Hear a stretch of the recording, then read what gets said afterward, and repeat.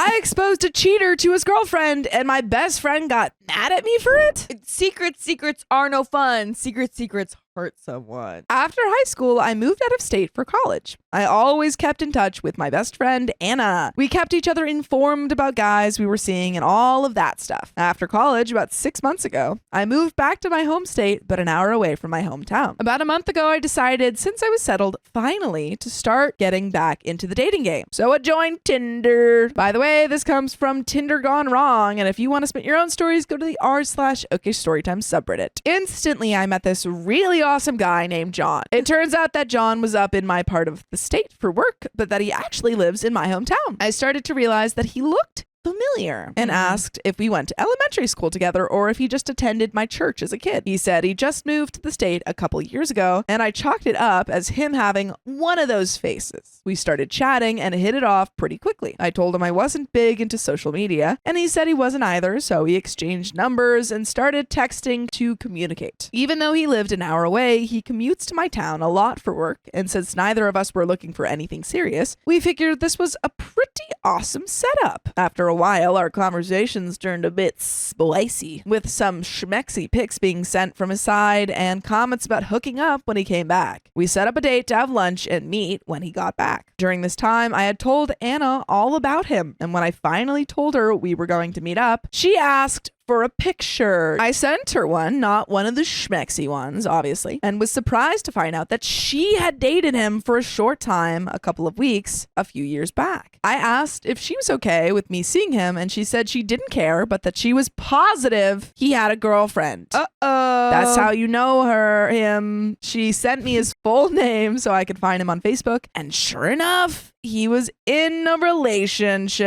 No. I was pissed. I instantly sent him a message confronting him. He apologized and profusely said it was a mistake to talk to me on Tinder. I told him he should be apologizing to his girlfriend. Period. Which he begged me not to tell. I told him to F off and blocked his number. After that, I screenshot all the messages we had sent, including him admitting to his guilt, and sent his girlfriend a Facebook message. Nice. I told her I felt awful for having even a small role in his potential infidelity and that I thought she should know. I haven't gotten a message back and I don't think I will, but I felt what I did was the right thing to do. Fast forward to a couple days ago when I came back home and went out for lunch with Anna. She asked me what ended up happening with John, and I told her. She instantly got furious and started saying stuff like, I had no business interfering with another person's relationship, and how could I destroy a relationship I wasn't part of? I got really defensive and told her that he made me part of their relationship when he tried to cheat on his girlfriend with me. Very good point. She told me I was disgusting and an awful person for what I did. Oh my gosh. And that I had no business messaging John's girlfriend, then paid and left. She hasn't talked to me since. I feel like I did the right thing, but the way Anna reacted and how she refuses to talk to me anymore is making me question everything. Was I right to get involved and message his girlfriend?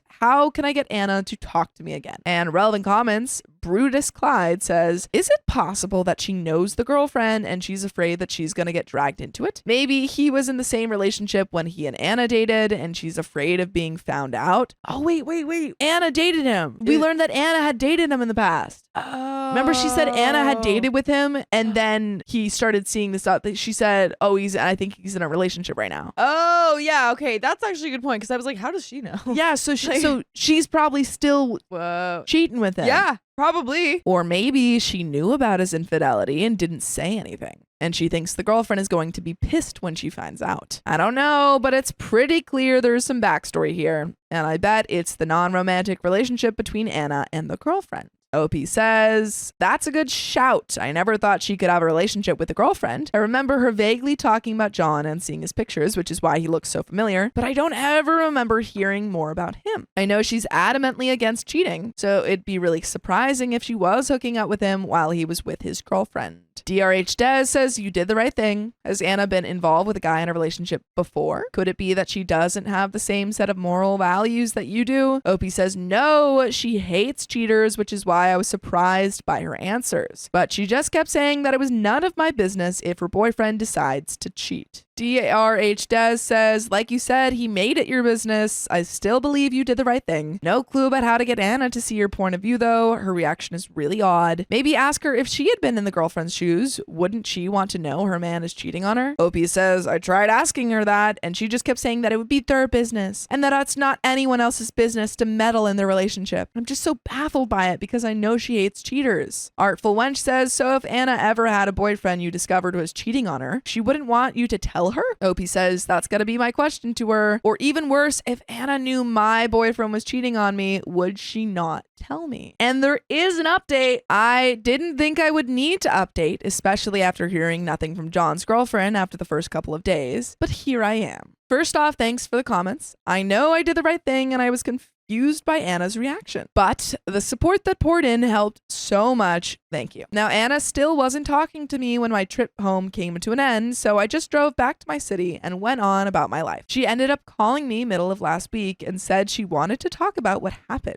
She still believed that what I did was effed up and she didn't approve. I asked her if she would ever tell me if she found out a future boyfriend of mine was cheating on me, and she said, of course, but that's because I know you. I told her I didn't see the friendship stranger status as an excuse to let a guy be crappy to his girlfriend. After a while of back and forth with the same arguments, I told her that we can agree to disagree and leave it at that. She said okay, and we hung up. After we hung up, I decided to check my Facebook, and lo and behold, there was a message from John's girlfriend in my inbox from 2 days before. I was kind of nervous to read it, but it just said, are you in blank right now? I replied that I wasn't, and an hour later, I got another message asking if I could call her and her number. I was super nervous because I had no idea what I was going to be walking into, but I figured if it got too bad, I could hang up and block her number. I called her and it was a very awkward greeting, and then she asked me to tell her everything that happened. I obliged and told her exactly what happened. I could tell she was crying on the other end, which broke my heart, and I started apologizing, but she told me not to. She was grateful that I told her. Apparently, John and her have been together for close to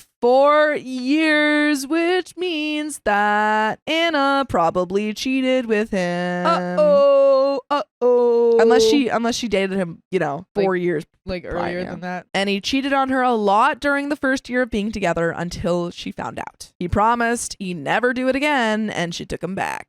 She said she was always really paranoid he would cheat again, but he never showed signs or anything out of the ordinary. I apologized for being the spotlight on what a buddy was. We kind of got to chatting for a while after that, and after a while, she switched from depression to anger, and I let her vent. At the end of it all, she said she was finally going to leave him, which I agreed with, and then said that if I'm ever back in town, that she'd like to buy me a coffee, which I thought was a nice gesture, and I might take her up on the offer. By the way, you should take us up on the offer to listen to full episode stories just like this. Just go to Spotify, Apple Podcasts, or iHeartRadio and search Poke Storytime. There is a little bit left to this story. After the phone call, I was really relieved and happy about how things turned out. I went to go text Anna to tell her, but then I remembered that John's girlfriend said they were dating for 4 years. Freaking right. So I texted Anna and asked her when she dated John. It was 2 years ago. Dude, we literally called it. There's no way that we couldn't have seen that coming. Called it from a mile away. Yeah. She must have known that he was dating another girl, and that's why she was so effing pissed. Yep. So a lot of you guessed right that she was his mistress for a while. I'm not going to tell John's girlfriend since she's done with him, hopefully, and doesn't need any more heartache. But I'm definitely gonna cut Anna out of my life. Good. And when she asks why, I'll just tell her that I know about her and John. All in all, it turned out okay for pretty much everyone involved except for John, which is good because F that dude. Relevant comments. Thoriel says, well, before cutting your friend out completely, you could respond to her text with, just spoke with John's girlfriend. Did you know that he was in a relationship while you guys were together? Yeah. How Anna responds to this would be incredibly telling. Though if you're able, it would be best to ask this in person to see her physical reaction, not give her time to BS. And maybe for good measure, let your friend know how grateful the girlfriend was and that you and her are going to grab coffee when you're next in town. It was really great what you did. I hope Anna can eventually see that. And if not, well then yeah, cut her out. Opie says, I said this in another comment, but I'm not so much pissed at her stance on the subject as I am the way she treated me. She said and called me some pretty awful things and then ignored my attempts to talk to her about it for the better part of a week. No apologies for the names she called me or the things she said when she did finally talk to me. She just started the argument all over again. I've done and said some pretty crappy things to her in the past, but I've always apologized for being out of line or taking my anger out on her. But there was no apology, and I just felt like what she did isn't what best friends are supposed to do. So for now, I'm keeping her at a distance. And that is the end of that story, folks. Yeah, I think Yikes. even if she wasn't involved in cheating in that way, like how you handle conflict is such an important part of any relationship, even friendship. And so the fact that she just responded with being like, oh no, you're a terrible person if you do this, or even thinking about doing this, that alone, I would just be like, okay, bye. I'm just not don't going to be understand friends why- with you anymore. Yeah, why would you, like, if you think that of your friend, why are you friends with them? Exactly. My fiancée refused to introduce me to her friends, yet I'm the controlling one. Ooh, battle it out, controlling ones. My fiancée, 32, doesn't want me, 28 male, to talk to her best friends at all before marriage. We've been dating for at least 2.5 years, and most of it has been public. By public, I mean that both my fiancé and I like to post pictures or reels of ourselves from vacations or times together, and we were very clear that we were in a relationship on the gram. By the way, this comes from user AmbitiousFinish879. And if you want to submit your own stories, go to the r/OKStorytime subreddit. I'm Keon, I'm Angie. and we're here to give good advice goofily, but we don't have all the answers. We only know what we do, so please let us know what you do in the comments. As Opie says, however, she doesn't have many real-life followers from her office or personal life on the gram. She has around 6, 7, or 8 really good friends who she meets regularly, along with one cousin. We decided to get married and set the wedding date for February 2025, 6 months from now. I introduced her to my family last month at a good restaurant in the city. My family got to know her, and they liked her. I took her consent, discussed it with my family, and booked a hall for the marriage. A few days later, she also went and booked a hall for her side of the party. In our culture, it's normal to have parties from both of the bride's and groom's sides. So far, I've introduced her to my family and one female friend of mine who lives in a different town with her boyfriend. She also met another friend of mine accidentally in the mall. I was driving my fiancée somewhere and 2 or 3 of her friends hopped in. We just spoke a few words as we traveled in the car. But her friends were aware that we were dating. Now, a strange incident happened last week that left me really confused. I received a text from one of her friends on the gram. Before this, I had never spoken to this friend except for one time a year ago when my fiancé wasn't talking to me because we had a fight. I texted her politely asking if she could talk to my fiancé, as I felt my fiancé was going through a lot and might need someone to talk to. She had a huge financial loan and had fought with me and her family for various reasons. Shortly after, I received a call from my fiancé regarding me messaging her friend on the gram. She was very angry and asked me never to talk to her again. I was surprised, but complied, as our relationship wasn't stable at that time. A little while later, her friend messaged me saying, "Hey, sorry I can't help you with this," and then blocked me on the gram. Last week, the same friend texted me again. She couldn't reach my fiancé over the phone and was concerned about what was going on. I politely replied, saying that my fiancé was probably just busy with work and that I would inform her friend. I called my fiancé and told her that her friend had reached out to me. My fiancé responded with, "Oh Lord, what? Why does she have to text you? Please block her on the gram." I found it very weird to block her friend and immature at the same time, so I told her that I wouldn't block her. My fiancé then said, "If you won't, then she will." A few moments later, I saw that I had been blocked on the gram by her friend again. This time around, it made me a little angry, and I ended up texting her on her other social media handle. I said, "Hey, how are you doing? I didn't like what you just did, and this is not a very respectable way to talk to someone." I also wrote, "If your husband has some self-respect, he should also not text my girlfriend when you guys are having issues." The friend replies with saying, "Hey, my husband, myself, and her were in her life long before you came into it." After that, I politely explained that I didn't mean to break their friendship. I only wanted to make their bond better and just felt disrespected for being blocked twice when I wanted to get to know them better. She didn't reply to this and informed my girlfriend. My girlfriend, once again, came out angrily and was very upset with me for referring to her friend's husband. I'm serious about her and have made an effort by introducing her to my family and friends. She has no family members. Her parents passed away, and her cousins live in other countries or far away. Her friends are the ones who will be present at our wedding from her side. So, I expected her to take me a little more seriously and maybe not ask her friends to block me. She often visits this female friend's house, sometimes staying over, and sometimes they have parties with the friend and her husband. These could be birthday parties or other occasions. I have never had the chance to properly meet any of her friends in any official way. I have expressed to her a couple of times that since her friend brings up her husband and baby along to group meetings, maybe I can also go along and meet them once. But she is strictly against this, and this blocking incident has seriously bothered me. My girlfriend says my ex-boyfriends had bothered her friends earlier as well, and she doesn't want that to happen again. But this would probably have made sense maybe a year ago? Now we're getting married in 6 months, and even now, she's hesitant. She says she will introduce me to her friends only after the marriage. Also, when she gets married, these friends will probably have to help her with arrangements and duties, as she has no one else. So, I needed to talk to them as well for our upcoming wedding preparations. I haven't spoken to my girlfriend for 2 days because of this, and she's also saying she's unsure of the marriage now after I expressed this desire to meet her friends. She says that I will be controlling in nature in the future? Am I asking for the right thing by asking her to introduce me to her friends? What should I do? And we have an update. Angie, is OP out of pocket to try and meet his future wife's friends? No, definitely not. I think this is weird. Like, for a second with all of this mess, I was thinking that, like, I forgot that OP is, like, one of the people getting married here and not just, like, an outsider friend. Right? Like a cousin or something? Like, Yeah. oh, yeah, my family member's getting married and I haven't met any of her friends. Right, like, that if- makes sense. If that was the case, I was just thinking, why are we being friends with any of these people? Why do we want to get to know the people that are doing a blocking war? Like, why is my girlfriend telling me that I should block this friend before she blocks me? I don't want to do that, first of all, and why do you think that's a good thing to do? Like, you want to quit before you get fired? Like, what do you mean? I would genuinely be like, why are you hiding me from them? Or are you embarrassed of me? You're Yeah. gonna marry me. Like, this is a genuine, like, I'm not trying to be controlling. This is a genuine thing. You've met my family. Yeah. You've met a handful of my friends. Right. What's up with this? What's up with Yeah, the like- blocking?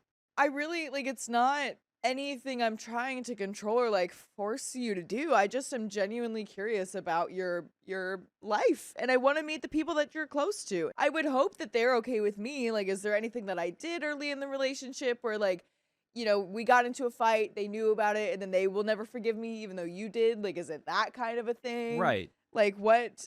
I just want to get to the bottom of this. I want us all to be a big happy family. And you're like, I genuinely just want to meet your friends. Yeah.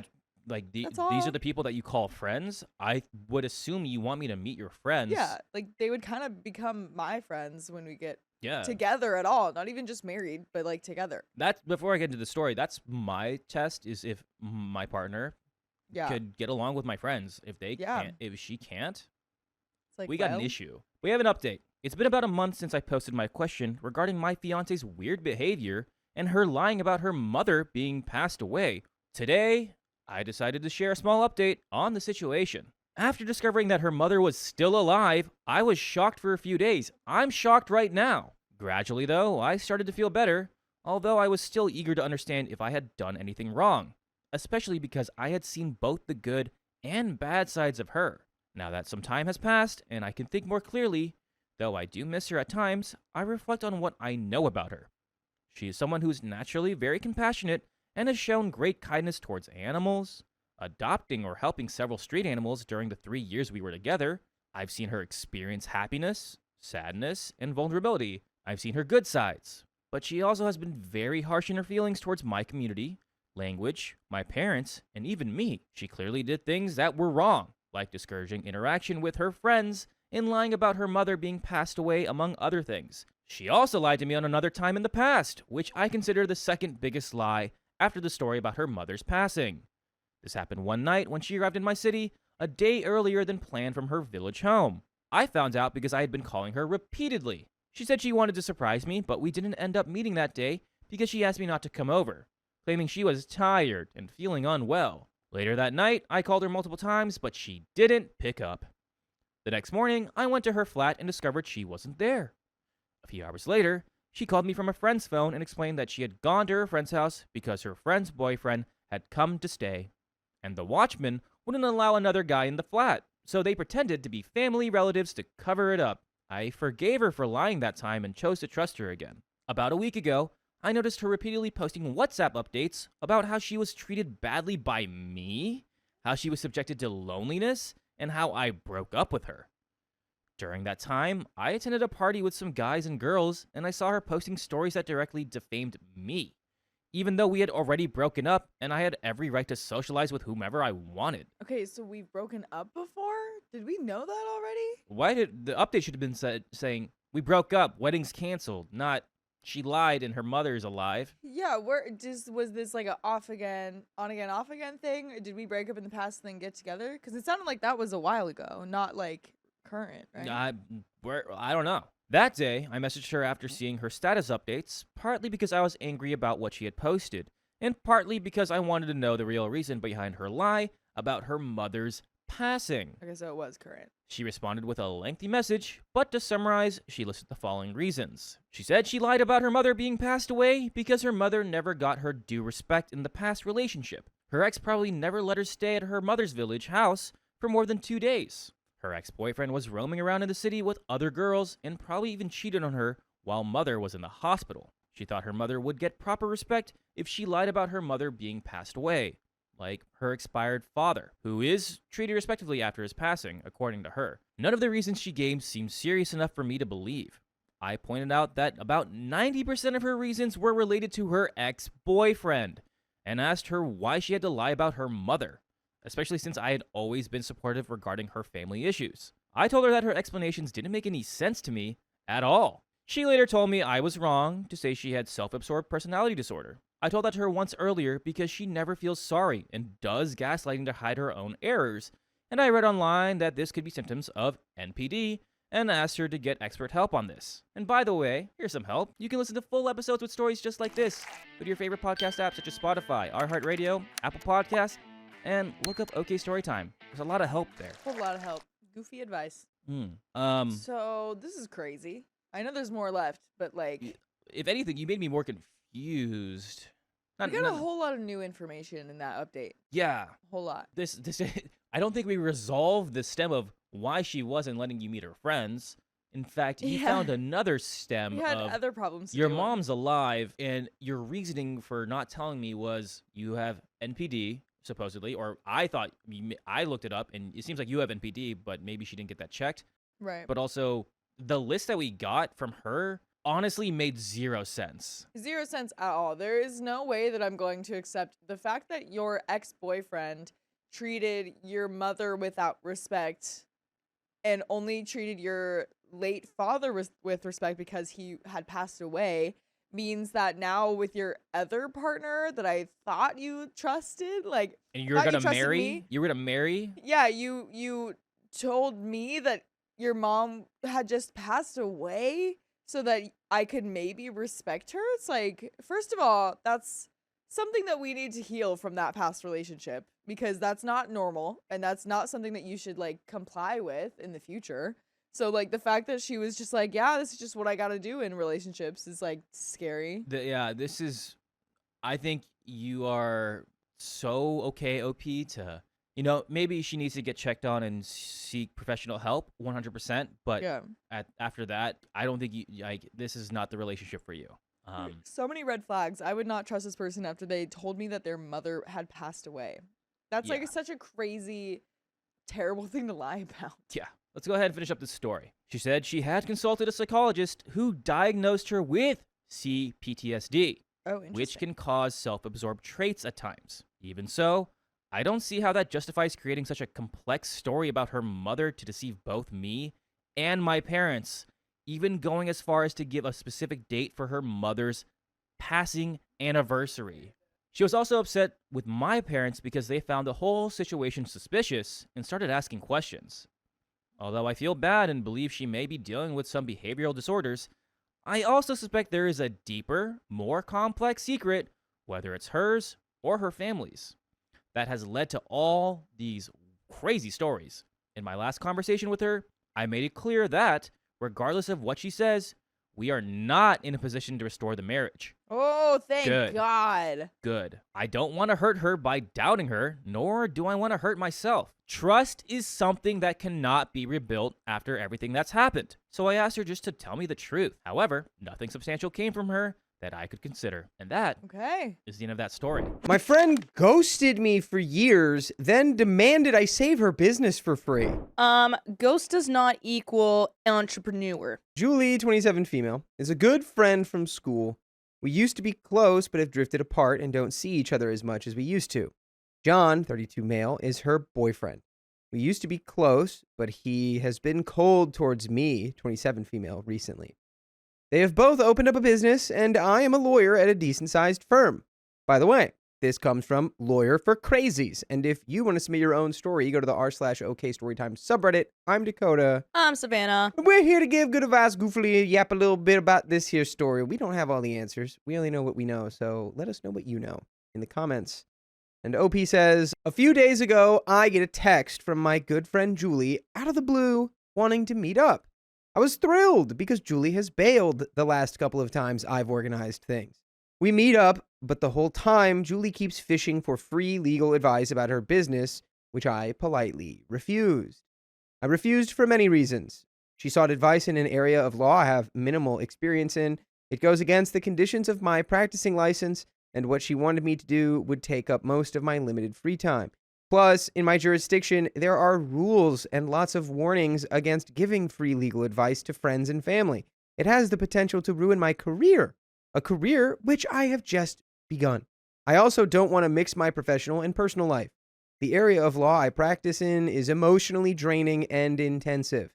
I love it, but for the purposes of self-preservation, I want my spare time to be work-free. While I'm more than happy to lend a sympathetic ear to friends, I find it a bit much to continuously put on my lawyer hat to provide solutions, opinions, and dish out free legal advice to everyone that asks. It's not a nice feeling to know you are being taken advantage of. I politely refused Julie and told her that I really wasn't comfortable to give away free legal advice, but if she wanted recommendations, I would gladly provide her with a list of capable lawyers. She said it was okay, and we had a meaningful chat. It was really pleasant to be able to speak to her again. Last night, I was at a catch-up dinner with a couple of friends and our significant others. Julie and John happened to be there and were giving me the cold shoulder. I ignored it for most of the night until we took our seats at the table. John started making all these snide remarks about lawyers, the usual stereotypes about lawyers. I laughed it off, as did everyone else. However, things took a turn for the worse, and his comments got oh so nasty and personal. I love that energy of like, he's like trying to, like throw it at you, like trying to dish on lawyers, and everyone's just like, haha, like laughs it off. And then he like locks in. He's like, they're not taking it seriously. Now I have to get personal. You're stinky. Are they talking about her? Yeah, they're talking about her. He said horrible things like, I must be sleeping my way to the top, that I must have connections to have gotten my job, that I'm unethical and lack moral virtue like all lawyers, and that I'm greedy. And the icing on the cake, you must not be a good lawyer because you were unable to help us with our simple legal problem. Oh, I'm sorry. I don't speak broke. I don't speak so broke they can't afford the lawyer they need. So broke. Broke. Come on, guy. I mean, it's one thing to make those snide remarks, but then also just being like, you didn't help us, and I'm gonna make you feel really bad for it in front of all of our friends. Yeah, you say that out loud, and then everyone goes, oh, that's why he's being so horrific right now. He's a mad little baby boy. He didn't get his legal advice. Oh, wait, he didn't get his way. Oh, now I see. Yeah, did no one? I wonder what everyone else at the dinner did. I'd be like, this seems like a issue between you guys. Yeah. One shot? OP continues, I was pretty pissed off because who the F does something like this over dinner? It was horrible, awkward, and just mean. I was mortified and didn't know what to say or do. I felt so small. I ended up excusing myself from the table to go cry. I come back and evidently look like I've been crying, and now John is pissed, saying that I can't take a joke and have no sense of humor. That's not Yeah. a joke. No. You're literally like, oh, you must not be a good lawyer because you can't even help your friends with a simple task. Ha ha ha ha. Yeah, just fully just trying to cover for himself. That was after he realized, oh no, everyone's going to think I'm the bad guy here. Right. It was just a joke. Everyone sleeps their way. I slept my way to the top. That's why I'm Johnny sleeps his way to the top. That's what they call me. Wake up in the morning being bombarded with text messages from John and Julie about how I'm horrible and how I made them look bad. What? And how this would have all been avoided if I had just helped them in the first place. This makes me really, really want to just help you right now. You berating me in front of our friends at dinner. Oh, yeah. This really makes me rethink, you know, I Yeah. should have helped them. 'Cause they're really nice to me. Yeah, you don't like being verbally bombarded at a friend dinner? Well, then you should have given us free legal advice. Like, okay. I responded and said if I ever was going to help them, they've certainly blown their chances now based on how they've acted. John has lost the plot and has been sending me menacing messages and has threatened to ruin me. How the heck do I handle this? Well, since you're a lawyer, I think if he's threatening you, you can handle it legally now. Sue him Yeah. on reasons of being annoying and rude and threatening. Yeah. I'm not a lawyer, but it seems like if he's, sending you all this stuff, there's something you can do with the police. I don't know. You're the lawyer. But we do have some comments here. I don't know, do your job. Deleted says, just curious, did anyone else at that dinner mention what went down? Yes, my thoughts exactly. I have a hard time believing any normal or healthy people wouldn't have said something. OP says, I said this to someone else, but they were all shocked. Julie and John are the golden couple that everyone looks up to. Julie has talked John up to the point where he is untouchable and the standard to judge everyone else's partner to. I've gotten a whole heap of messages from my friends asking me how I am. It was just an awkward and embarrassing situation. No one knew how to handle it, myself included. Are you kidding me? Just for future reference, this is how you handle that situation. I'll be You be John. Oh, okay. Just make some noises. Hey, I don't like the way that you didn't help my wife out, and I'm gonna berate you and say you're a bad person. Hey, John, calm down. What are we doing? This is dinner. We're not having a fight at the table. Why, I We're- just no- thought that I should bring it up and make you feel really, really no. bad. No, this is to be clear. This is anybody. John, stop talking. John, stop. What if I said you're stupid and I don't like your haircut? Yeah, John, we all think less of you now, John. Well, it's your fault. You should have helped. Anyway, there's an update. 17 days later. In the original post, I expressed concern about John sending me really nasty text messages. I know a lot of people were telling me that I should go to the police and make a report, but in the end, I decided not to. Long story short, John is not a citizen of my country and is actually going to an interview in the next coming weeks, along with Julie, to cement his status as a permanent resident of my country. Part of this process is basically having a squeaky clean record and the full and frank disclosure of criminal activity or antisocial behavior. Since I am a character reference that I provided in a non-legal capacity and wrote a really nice letter for John, this was well before all the drama happened, it wouldn't look good for him. I have no interest in ruining both his and Julie's life, no matter how terrible, rude, or mean they are, so I don't want to make a report. However, I sent one text message to both John and Julie, which basically said that if he did not stop bothering me, then I would have no choice but to go to the police and file a formal report. I'm sure that will get him to not bother you ever again. Hopefully. I have kept copies of these text messages if I need to and have blocked their numbers and have gone into a social media lockdown. In regards to my professional concerns, every Monday I have a standing appointment with my supervising solicitor to debrief about work and any problems that arise from work. As I mentioned in the original thread, I practice in family law and deal with a lot of at-risk and vulnerable kids, so the appointment goes beyond the realm of legal work. I discussed what happened with John and Julie and asked for her professional opinion. She was actually shocked with the whole situation, and I had to show her the text to prove it actually happened. She basically said there was no way in the world that John and Julie could get me into trouble because I didn't do anything wrong. She also said that because she knows how hard I work and how many hours I put in at work, coupled with my known distaste of corporate and commercial law, that she has no qualms in backing me up in the unlikely event that Julie and John try to cause me professional drama. She also advised me to call the Bar Association to preempt any problems, but the Bar Association said that I did the right thing, and that unless they have legitimate evidence that proves that I've given them any advice or have done anything wrong, then I'm in the clear. So it looks as though I'm all good on that front. A very good friend of mine that was at the dinner where John exploded has sort of been talking to Julie and John and letting me know what was going on. My friend Jane told me that John wanted to make a formal complaint and start something.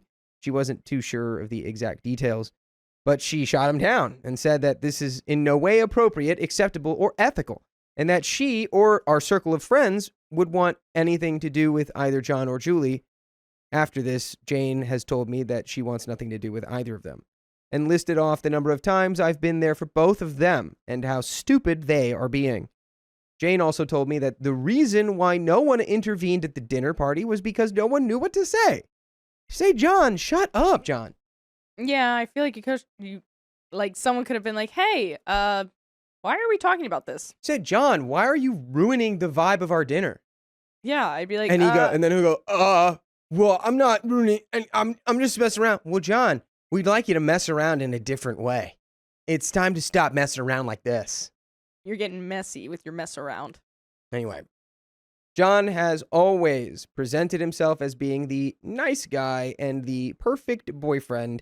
His behavior was completely out of left field and out of character, so much so that people genuinely didn't know how to react. Julie has always spoken so highly about John and how perfect he is and how lucky she is to have him, how we all need to find our versions of John. It sort of brought to light a few things about him and their relationship, a few odd things that no one could put their finger on. No one's relationship is as perfect as John and Julie. Long story short, it made a lot of people reconsider how they thought about both of them. Someone in the original post pointed out that their outburst and insistence for help is probably symptomatic of a bigger problem. Whoever said that was correct. About a year ago, both John and Julie bought into a business. I don't know the specific details, but at the time, John and Julie approached me and asked for some legal advice, which I declined. I was actually in my final semester of law school, and because they didn't want to pay for a lawyer to draw things up or look over contracts, they came to me. At that time, John was really dismissive of paying for legal advice and said that he was more than capable of handling it himself. It turns out, he did a really terrible job. They are losing money and owe a lot of people money, angered a lot of people about money, and both he and Julie are genuinely screwed over by the contract in place. At least that's what Jane told me. I feel bad for them. I really do. But there is literally nothing I can do. Yeah, I'm a lawyer, but as I have stated time and time again, it is not in an area of law I practice. It's like asking a cardiologist to perform a lobotomy. My expertise is family law. While I have a rudimentary knowledge of business law and corporate law, the kind of advice they need is beyond the scope of anything I can help them with. After much thought, though, even if I had the ability, I don't know if I would want to. The sense of entitlement they have and the flagrant disrespect they have both shown to me has really upset me. While John has been a monumental D-bag, what really stings the most is Julie. She was meant to be an old friend, but it just really effing hurts. I mean, imagine trying over and over again to meet up with a friend, but they continuously bail on you. Then out of the blue, they meet up with you, but instead of exchanging pleasantries, and yeah, I didn't even get a token, how is it going for you, a pile of papers get thrust into your hands, dozens of rapid-fire questions about the law and demands to call people for them, requests to write carefully crafted letters in your name on your office stationery, contracts and documents to look over. F that noise. I don't want to finish work only to be inundated with more work. But by the way, you can be inundated with more stories in full episodes just like this one on your favorite podcast platform like iHeartRadio, Spotify, Apple Podcasts, or wherever. Just search OK Storytime. And we have a little bit more of this story. Yeah, I wouldn't be, after the dinner fiasco, I'm at arm's length permanently with both of these folks. It's like they made their bed, but they don't want to lay in it. It's like, you ask for some help, but then you're like, and then you're like, well, I don't really want to do it for free because I got a degree in this and I get that you're my friend, but I really don't want to, do more work for the cost of nothing. Yeah, and also I can't do it. Yeah, and also my reputation's on the line. I'm not a corporate lawyer. Yeah, and also I just legally can't. And then they're like, you call yourself a friend? Fine, then we'll just do it. And it's like, okay, cool. And then he messes it up, and then he owes a lot of people money, and now they're like in a lot of debt or whatever. And then they're like, well, maybe if you just helped us in the first place, we wouldn't even be here. And it's like, dude, this is your own fault. Maybe you just needed to break it down into terms they can understand. Maybe they just didn't understand. You need to be like, okay, I work with shapes. My shape is a square. What you're asking for is help with a circle. I can't help you with your circle. I only do squares. Shapes? Do you know your shapes? That's John. He just goes,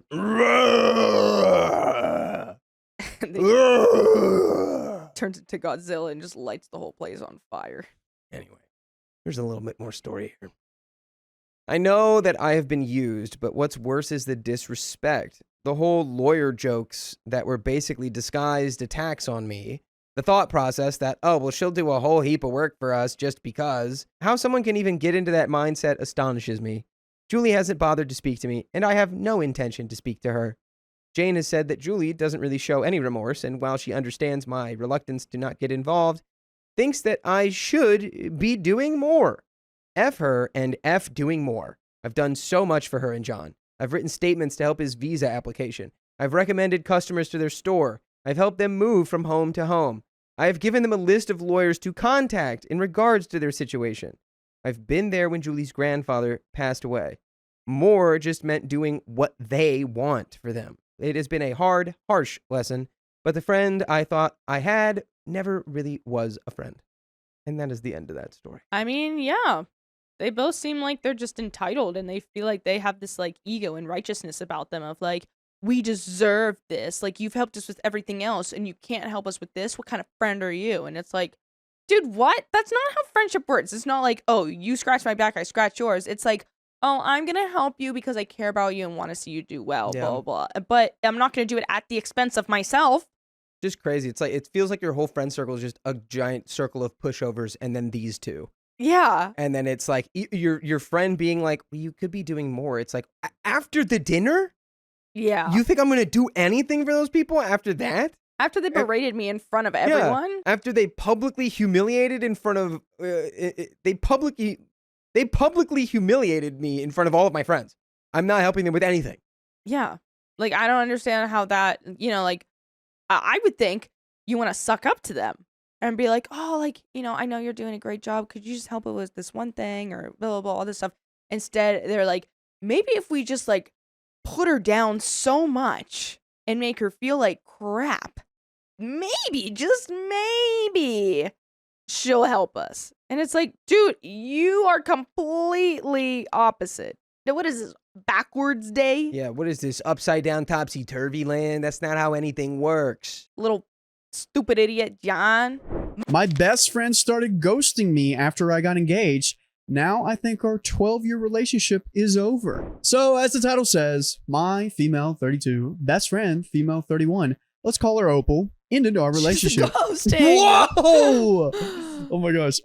Ended our relationship in August after a big misunderstanding along with some odd behavior leading up to the misunderstanding. By the way, this comes from Sparkle Bunny on the r/OK Storytime subreddit. So some general background on us and the situation. Opal and I met 12 years ago in college and were instantly best friends. Love that. We shared the same hobbies, interests, and most of the same values.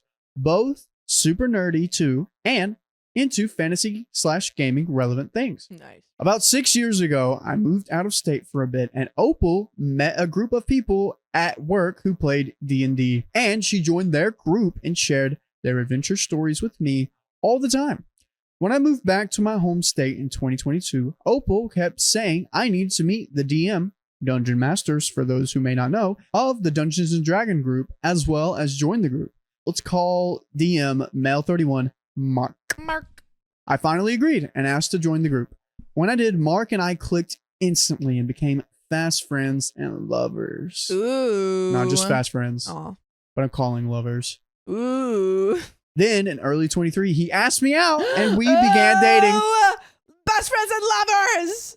I discovered later that Opal and the others a bit all helped set us up. Shout out Opal at that moment. Yeah, with Opal encouraging him to ask me out before he'd work up the nerve to do so. I love this.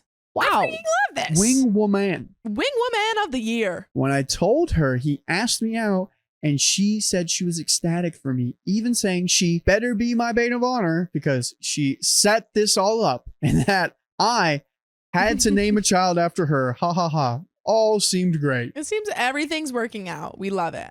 Now to the main situation. A few months into Mark's and I's relationship, I ended up evicted from my family's house because No. they disapprove of Mark's because he's a DM. He's a DM. He's just a little bit too dangerous. He's a bad boy. I had either the streets or his place to go. He and I hadn't planned to live together so early in our romantic relationship, but circumstances forced it. Opal helped me tremendously getting my belongings moved over, and she was fantastic at first. No, Opal, what did you do? After about a month of me living with Mark, Opal suddenly said she thought we were getting too serious too quickly. Opal, you literally wanted them to name their child after you. She also started acting cooler/colder towards me, not responding as much to my messages, and in general being very short in her replies. I knew that she had mentioned back in 2022 that she and Mark and another person were thinking about finding a place together.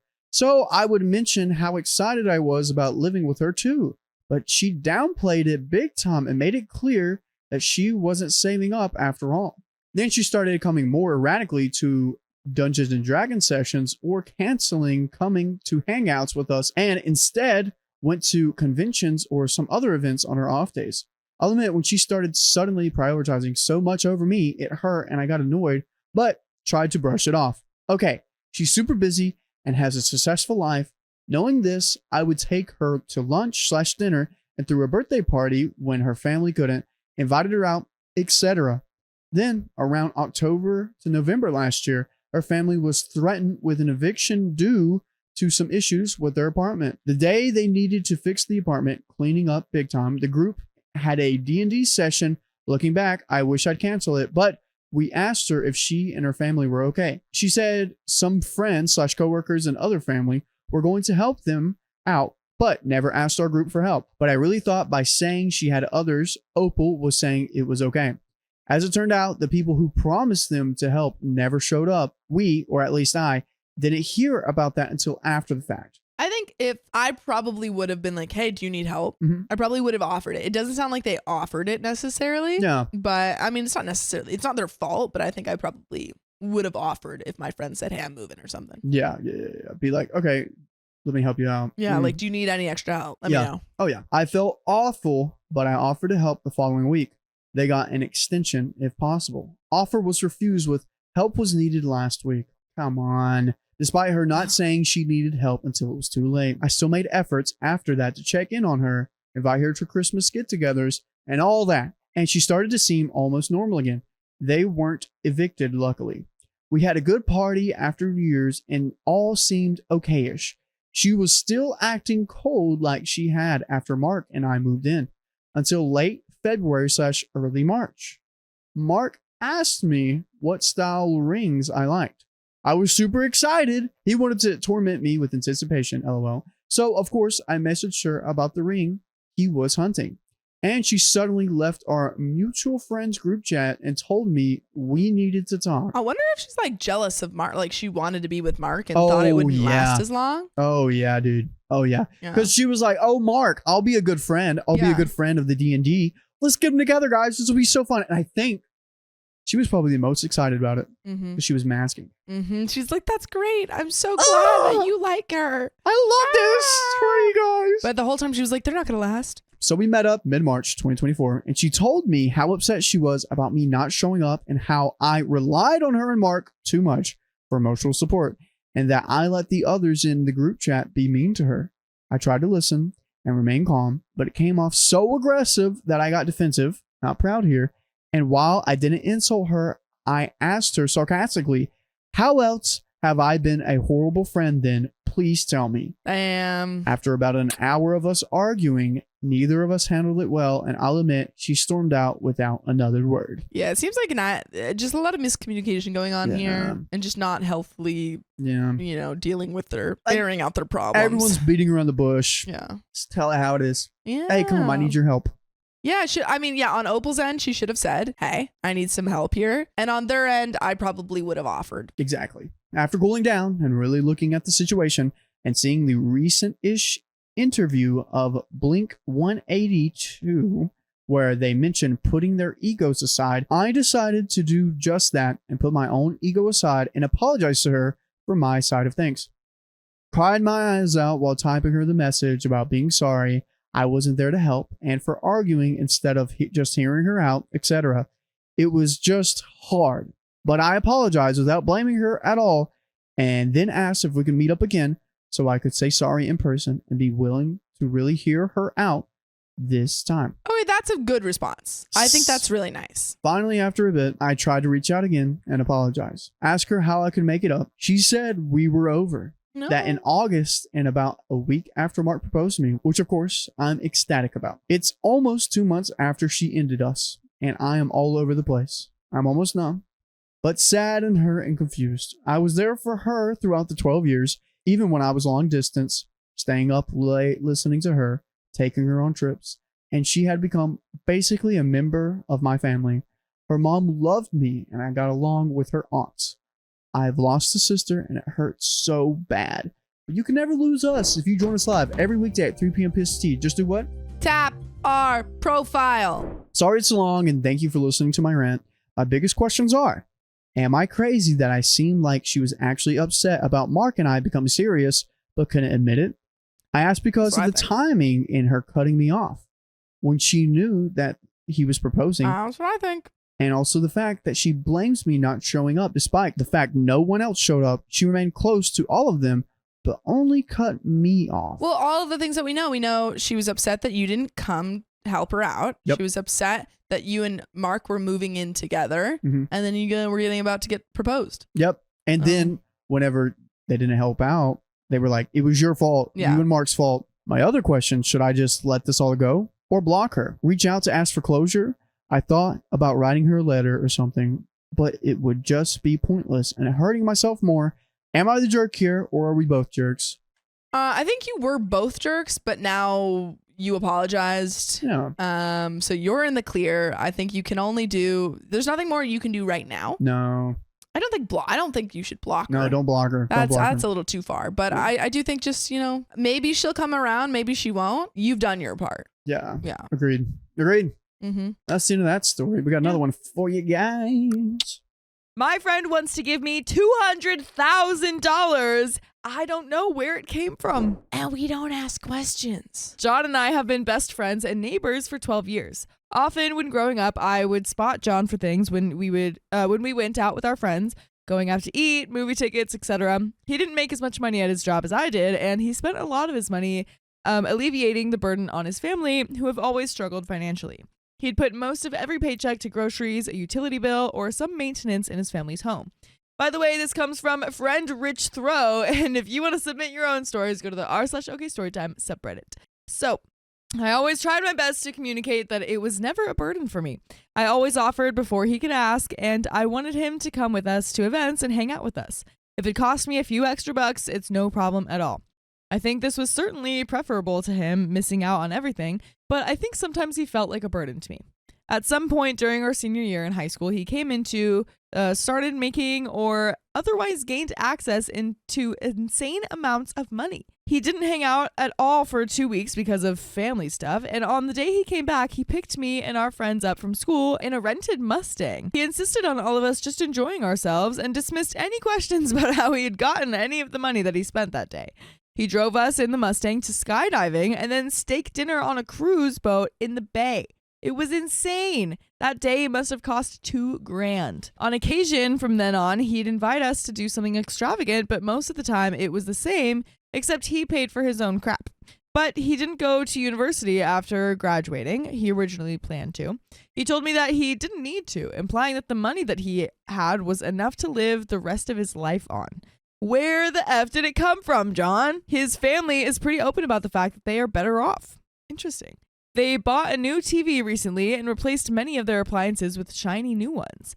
Their sandwich meat is fresh deli meat instead of the packaged crap that they used to buy. I suspect that the money is some insane inheritance, and John doesn't want to admit that he didn't work for the money. On to the actual problem. This past weekend, John and I were talking, and I mentioned that I had delayed my graduation date to do a co-op, which was a recurring and longer internship plus conversion plan with a company near my university, which would help me pay for it.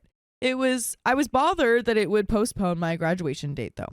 John offered to cover the rest of my college education like immediately. He wrote the check and left it with me when I said I would really need to think about an offer like that.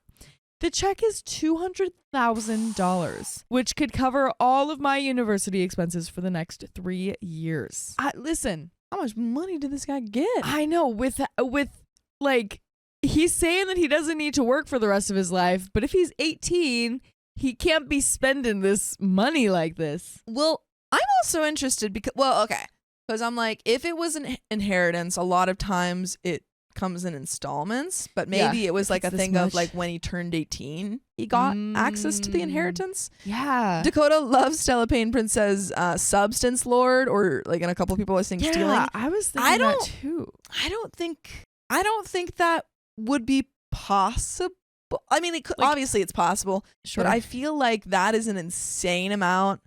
I mean, I don't obviously know a lot about like substance, being, having, selling that and stuff, but I feel like that's an insane amount of money to just get from selling substances or even stealing when his parents seemingly know about all of this, Yeah, and they're spending the money too. Exactly. So I feel like this is some sort of inheritance. Someone said lottery, maybe. Yeah, maybe a lottery. Which is another good idea. Yeah, because I feel like a lot of times too with the lottery, like people don't really say that they won the lottery because then obviously people will like come steal.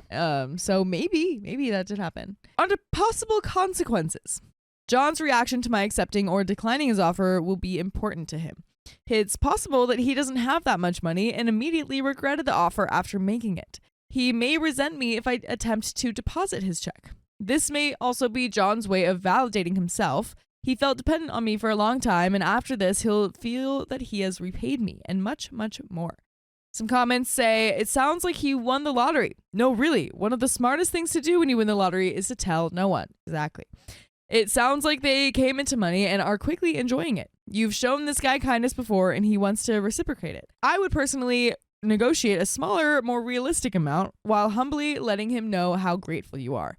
Maybe arrange it as a loan instead of a gift if you really feel uncomfortable about it. If he insists, though, definitely handle it with a professional, at least an accountant, and possibly a lawyer. There's a minimum amount that you can deposit at a bank before it's automatically investigated by the IRS and you start paying taxes, I believe. I want to say $5,000. It is, yeah. Congratulations on having such a generous friend. I think that's probably a great idea. Someone said in the chat that because it's a check, probably legal, which is good. True, yeah. But yeah, I feel like because it's such a large amount, you don't want it to get like taxed or anything. Yeah. So it's a shame that he didn't just give you a suitcase of cash. Yeah. And then you would have been good. I'm wondering though how that works because I don't personally know how because if it was like a lottery, it would have already been taxed. Mm-hmm. If it was an inheritance, I don't believe that it gets taxed. I think that's like there's some rules about that. I don't. So. Yeah, I guess maybe it depends on there's an inheritance. Well, I think there's specifically an inheritance tax actually. Oh really? But I think there's a specific inheritance tax. And then the lottery money gets taxed. So I'm wondering if he gives it to someone because it's already been taxed, does it get taxed again if it's a gift? Commenter number 2 says there are many things to consider. If you decide to take this money, do not cash the check, get professionals involved. You need to have a contract that states exactly what your obligations are. The whole thing needs to be optimized by a tax expert, or otherwise you'll have to pay an insane amount of taxes on it. For instance, it might be possible to set up a charity that holds the money and grants it to you as a scholarship, but again, talk to experts.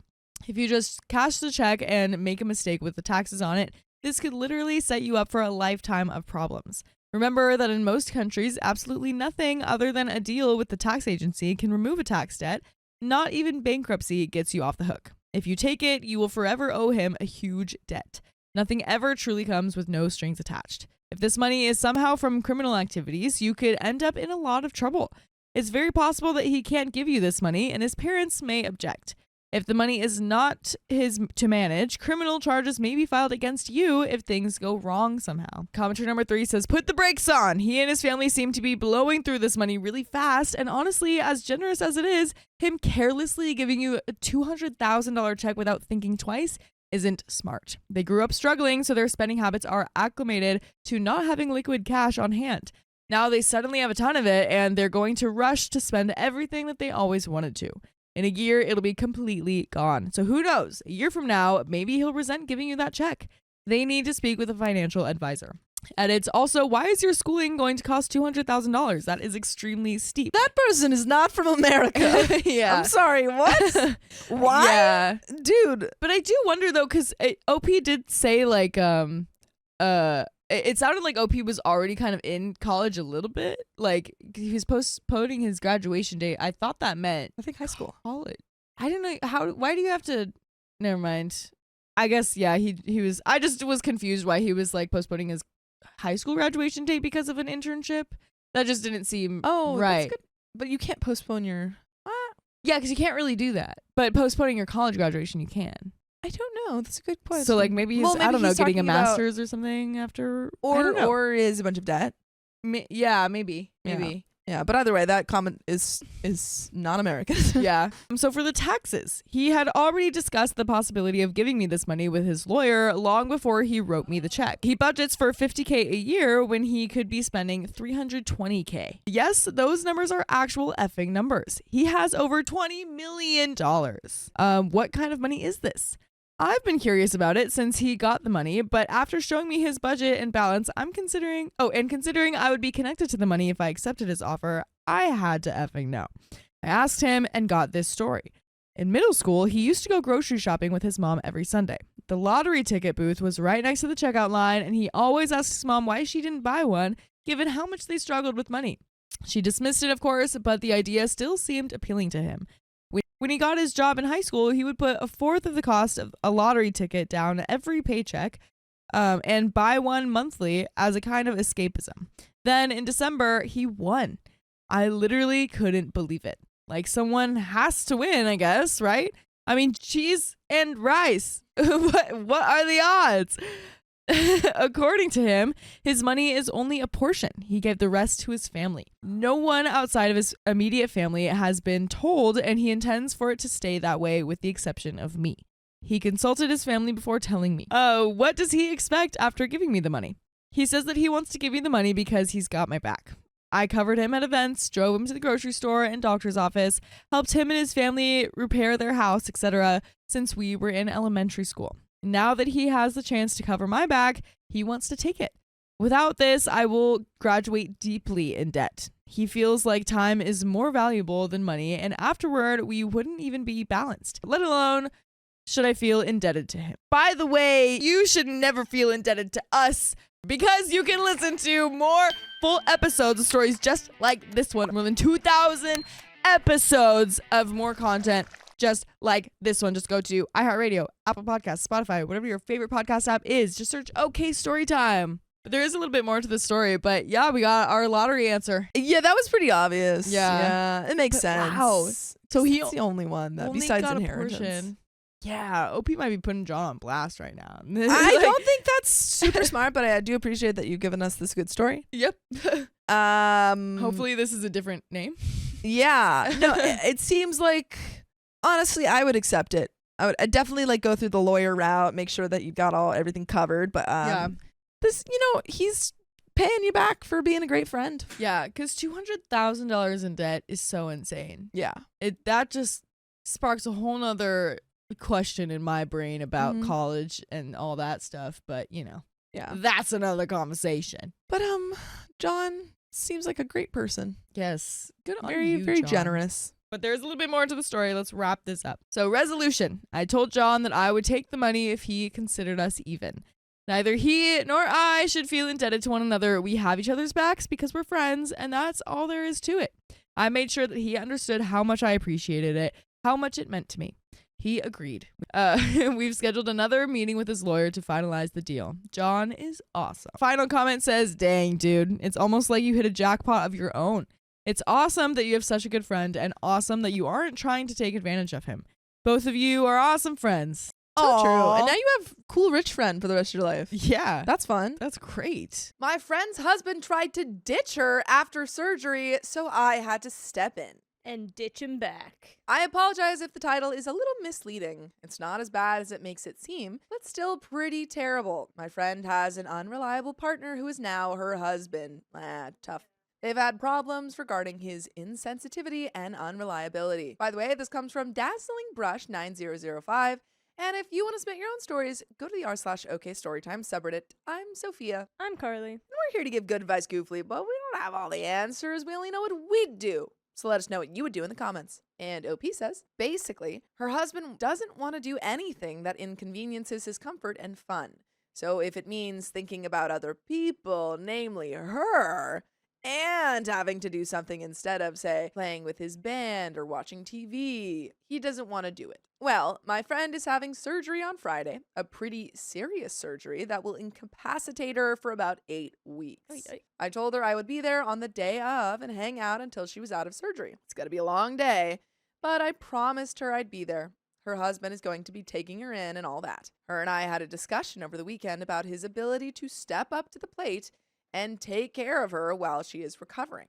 She will need help with walking and managing her meds so she can stay ahead of the pain. I told her I did not trust him at all to be there for her and that I would be texting him often to make sure he's doing his job. She was all, no, he's gonna step up to the plate. I trust him. At first, she hadn't and had planned to make meals for herself so he could heat them up for her and clean the house for him. Then yesterday, she told me she wasn't going to do any of that and she's going to trust he will take care of her. Ooh, this seems like a recipe for disaster. I'm worried. He just asked me if I would take care of her the day after surgery so he could go hang out with friends. Oh my god. The day after? Oh my god. The first day of recovering, and he's already ready to bounce. I thought about it, fuming, and concluded that no, I would not do that for him. A, he promised her he would take care of her. B, I don't want to set a precedent that he'll just call on me when he wants to ditch her, because I can see that happening very easily. And C, if he told her now what he was planning, it would have caused a fight between them 2 days before her surgery, and she's already anxious about that. I didn't want to add to it. If this was week 2 and he needed a break, I totally get it and would be over there, but this is day 1. Now the question is, do I tell her about this? Not now, obviously, but when she's well enough to receive it. Yes. 100%. Yes. 100%. Oh my goodness. Receipts. Show the receipts. Yeah. Hopefully this is a text conversation. Even if it's not, I feel like she knows that he's unreliable enough. Yeah, absolutely. And there is an update, but not right before her surgery, but No. you know. After she's healing for a Yeah. while, I feel like you can still do it in that 8 weeks, though. Yeah, I agree. Cause she'll feel it. She'll see Yeah. him not showing up. Exactly. Update. Turns out I didn't have to tell her. He told on himself. Oh my god! I don't even know why I would, I don't know why I didn't see that coming. Genuinely same. Why would he care? Why would he think He's not doing the wrong thing? thinking about her. No! I just got a message from her about it. Let's see how this goes. Keep y'all updated. And there is an update right here. Well, he told her that he asked me to, as he put it, babysit her. You just told your wife that you asked someone else to babysit her? She is upset, but mostly I think she's just tired and disappointed in him. I asked her if he told her to test the waters and see if he could just leave while she was sleeping. She said yes, because he said, "You'll just be sleeping, right?" She said nothing, and finally he worked it out himself that since it was her first day home, he should stay with her. I told her when she's better, she has decisions to make. She said in his mind, he thinks if he can get someone to babysit her and do the fun thing, then in his mind, it's a win-win. I told her he's a selfish prick. And there are some relevant comments. Oh, man. I assume those relevant comments are just going to be answering the should I tell her, which I it doesn't hope even so. doesn't even matter anymore because No. he's already told. We should have guessed that he was gonna tell on himself, Oh, but yeah. the fact that he just fully was like, "Yeah, I really think like your friend should babysit you." Yeah. Babysit? Baby? You just called your wife a baby? Just having major surgery. Yeah. She'd have a major surgery. That's insane. Yeah, divorce. That's it. And he's consistently shown a pattern of not showing up. And then when she needs him most, he still can't do it. Yeah, because it's not like it was like, oh, I'm having surgery and now he's not showing up. It's like, Yeah. girl, he hasn't been. Never. Relevant comments. Comment one says, yes, tell her neutrally, as if it's not an issue. This is how I'd play it. Hey, your husband let me know he was looking for help on day 2, and I'm sorry I'm not free, but if you are really desperate, you can call me after X time. You can do her a favor after he's failed. He gets no favors. Consider being free that day when she calls, because you know he's almost certainly going to bail on her anyway. Maybe over meal prep a bit so you can leave a few things in her freezer, but only after he's failed to feed her. Let him fail first, then help her. Never ever cover for him in advance. Be luckily able to help when he doesn't perform. She has to feel his failure first. Unfortunately, nothing but that anxiety and suffering is going to teach her. OP says, good idea. Letting him fail first, and he will. I am seriously wondering if he will find a way to leave her on Saturday. And his friend knows his wife is having surgery. Why would you ask if he could come out knowing that? What the heck? Comment 2. Yeah, that's a great point. Yeah, that's very true too. But also, I can't imagine this guy has very good friends. I also can't imagine that, considering he doesn't really care about his wife, that he's out here being like, and the wife's got surgery. Oh, the wife's got really serious surgery. I should be home, but I'm not. I would guess they don't know. Yeah, or he's just saying like, oh yeah, she's sick. Yeah. She's just at home sleeping. A minor procedure. Yeah. Comment 2 says, absolutely let her know that her husband didn't want to do even this little bit for her. She probably already knows though. OP says she does know. I think she's hoping for the best, and yeah, she does make excuses for him and will even say she is making excuses for him while doing it. I think in her mind she is thinking that surely he wouldn't ditch her so soon, or wouldn't do it while she's recovering from something that requires a lot of help. I told her when she was making plans to make meals for herself that she really had to think long and hard about how much prep work she's doing for herself, because she knows how unreliable and selfish he is. I'm not entirely sure what made her change her mind about that. I think she was offended when I told her I had absolutely no faith in him at all to step up, and now here we are. Why did OP's friend marry that guy? OP says I questioned her when she did based on the problems they were already having for this kind of behavior. I think she fell into the trap of marrying his potential and not who he really is. Comment 3 says I wouldn't tell her. She doesn't need the worry before her surgery. Tell her husband, no, you can't help on day 1 and he'll have to manage himself and see what happens from there. Either he manages and things go well, or he doesn't and your friend finds out how important she is to her husband in the scheme of things. Honestly, this feels like a moment where the future of their relationship could go 2 ways, so I would try to stay out of it as much as possible. And OP says she has talked about leaving him over the past several months since his selfishness is epic, and he never takes responsibility for his actions when he's called out on it. He'll pull the I don't like your tone card when she tries to talk to him and makes it about that. If I had a nickel for every time she's called me after an argument and asked, am I crazy? Because he gaslit her in some way. I definitely don't want to tell her now, not before surgery, though I do wonder if he will find another way to go. Maybe ask another friend of hers. He told me in the text he hadn't talked to her about it, that he was waiting to see what I'd say first. And does OP's friend and her husband have kids? OP says. The sad thing is he does have a child with his previous wife, and he has a terrible relationship with his kid because he never took an active interest in him. It is always wild to me when people get into relationships with people who have kids that they don't care about. Yeah. It's shocking to me. And then to be shocked Yeah. that he's like inconsiderate about Yeah. you. He's not even taking care of his kid. Yeah, his own kid. And, maybe there's people out there who are like, well, I don't want kids, so, I don't really need him to be a good father. But it's like, It's that still shows up, reflective yeah. on himself. yeah, that shows up everywhere. We've read a couple stories where partner, like the OPs will tell us, oh, yeah, my partner, he doesn't have a great relationship with his child. I'm like, whoa, blazing red flag. His kid is an adult now and wants nothing to do with him. Maybe we should look into that, OP's friend. LOL, no, she doesn't want kids. And he already has one from a previous marriage, which is probably in her mind where she's Yeah. like, oh, it doesn't matter because I don't want kids anyway. Right. He's never going to have to raise a kid with me. Yeah. Is it possible for the husband to get therapy? OP says, Also, he refuses to get therapy. And there is a third update. Oh my god. I hope it's my friend had her surgery, it went well, and she's getting a divorce. I hope it's my friend had a surgery. It went well. Her husband took care of her, but she's still getting a divorce. She's still divorcing him because of all the times that he didn't show up. Like, I hope maybe he was Yeah. actually there, the bare minimum. Yeah. Update 3, 5 days later. Hello, the surgery went well. Yay.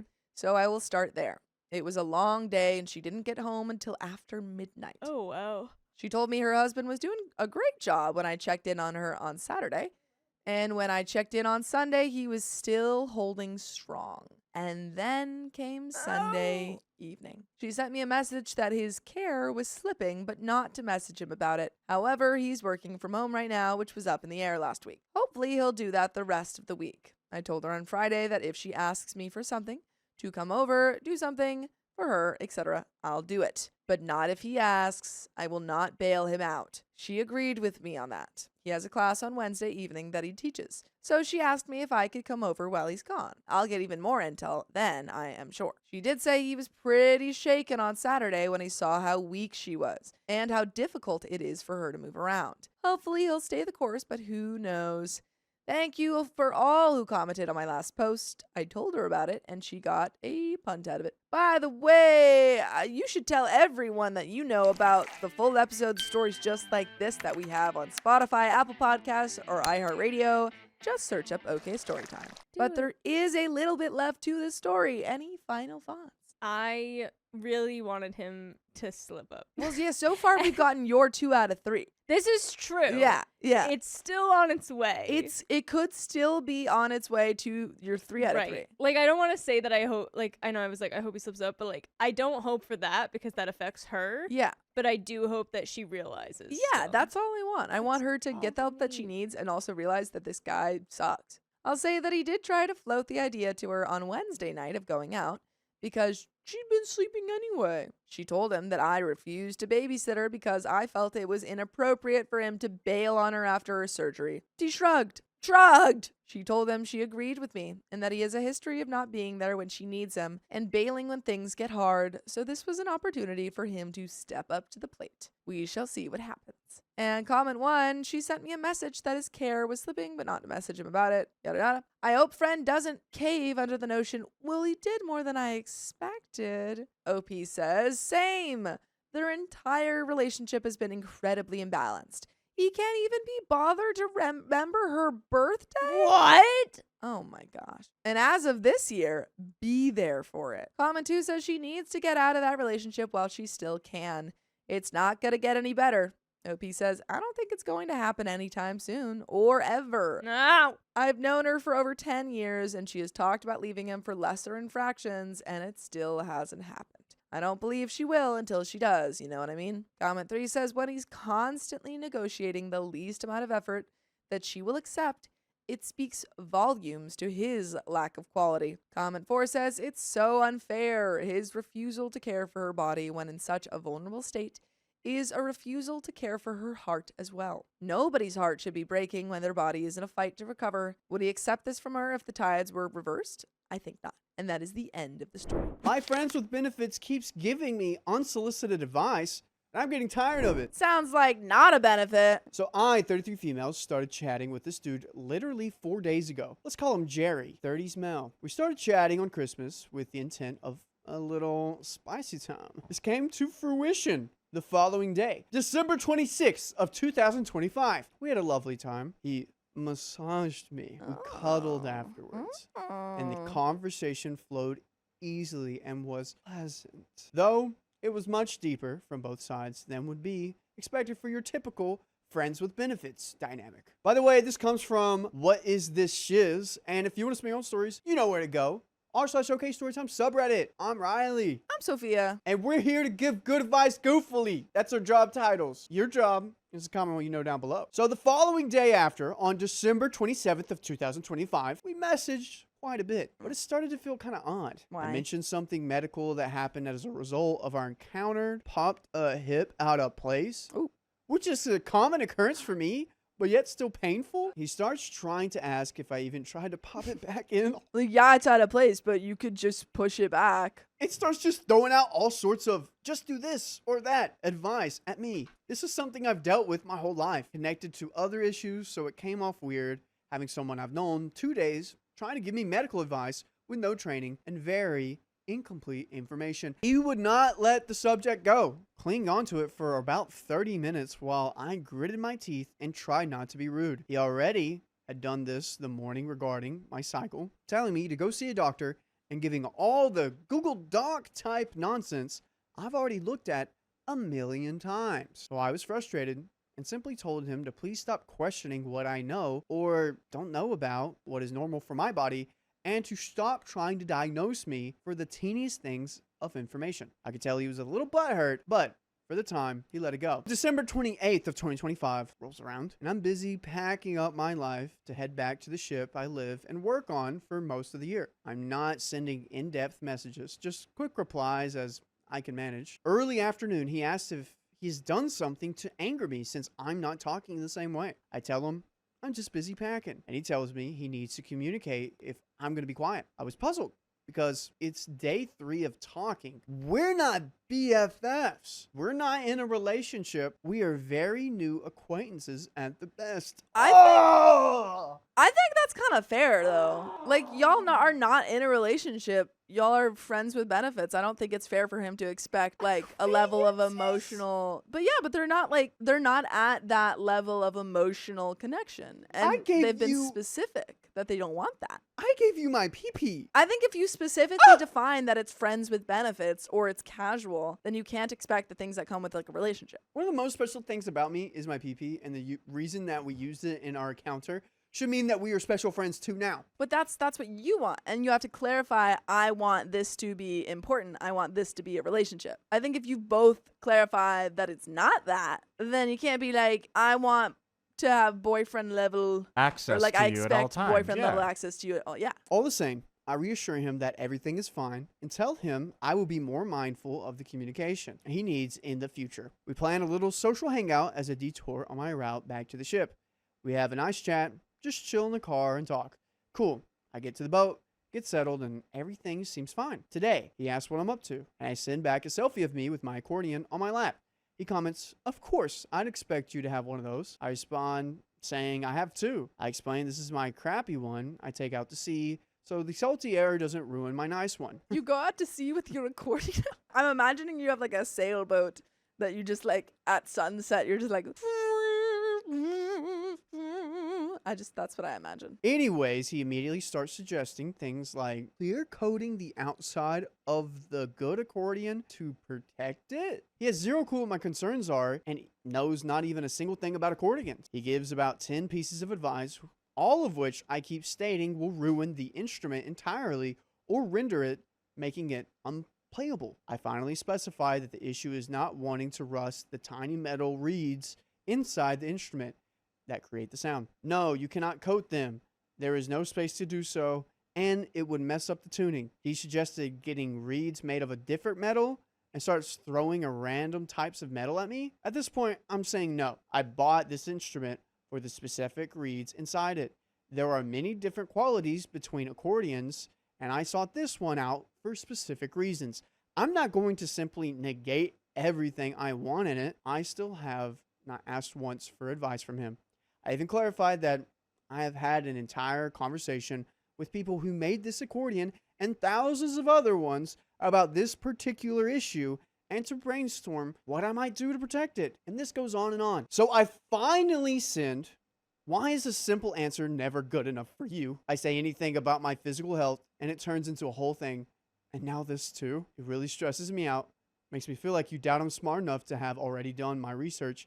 And it just feels irritating and insulting. That's not something you tell an acquaintance. Honestly, yeah. I kind of agree. Like, I don't think we need to tell friends with benefits that you think that they're frustrating you and annoying. I think... You just ghost them. Well, no, don't ghost them, but you can say, hey, I no longer want to continue this because of... You don't even... Like, you could tell them the real reason, but, like, I feel like there are certain things that need to be communicated clearly when you have that sort of casual relationship, but I don't think that this is, I don't know, like this is the type of thing that you would have a conversation with like a partner or like an actual friend. So it just feels like unnecessary to have with someone you don't really seem to like. Yeah, that's true. I was just gonna say, like, yeah, the solution, the simplest solution is just get rid of the guy. Yeah, Come on. find a new Unless they feel connected a little bit more Yeah. than just friends Don't with call him an benefits. acquaintance. Yeah, which is then it's a different. I don't Different know. story. He is popping OP's hip somehow. Yeah, maybe it's just that good. I guess so. She's like, I gotta fix him up. So he responds saying he just wants to help me and accuses me of not wanting to hear opinions other than my own. He admits he has no clue about any of this and says I'm deflecting. He says I'm making him feel like he isn't worth a try and that he can't talk. I'm pretty irritated.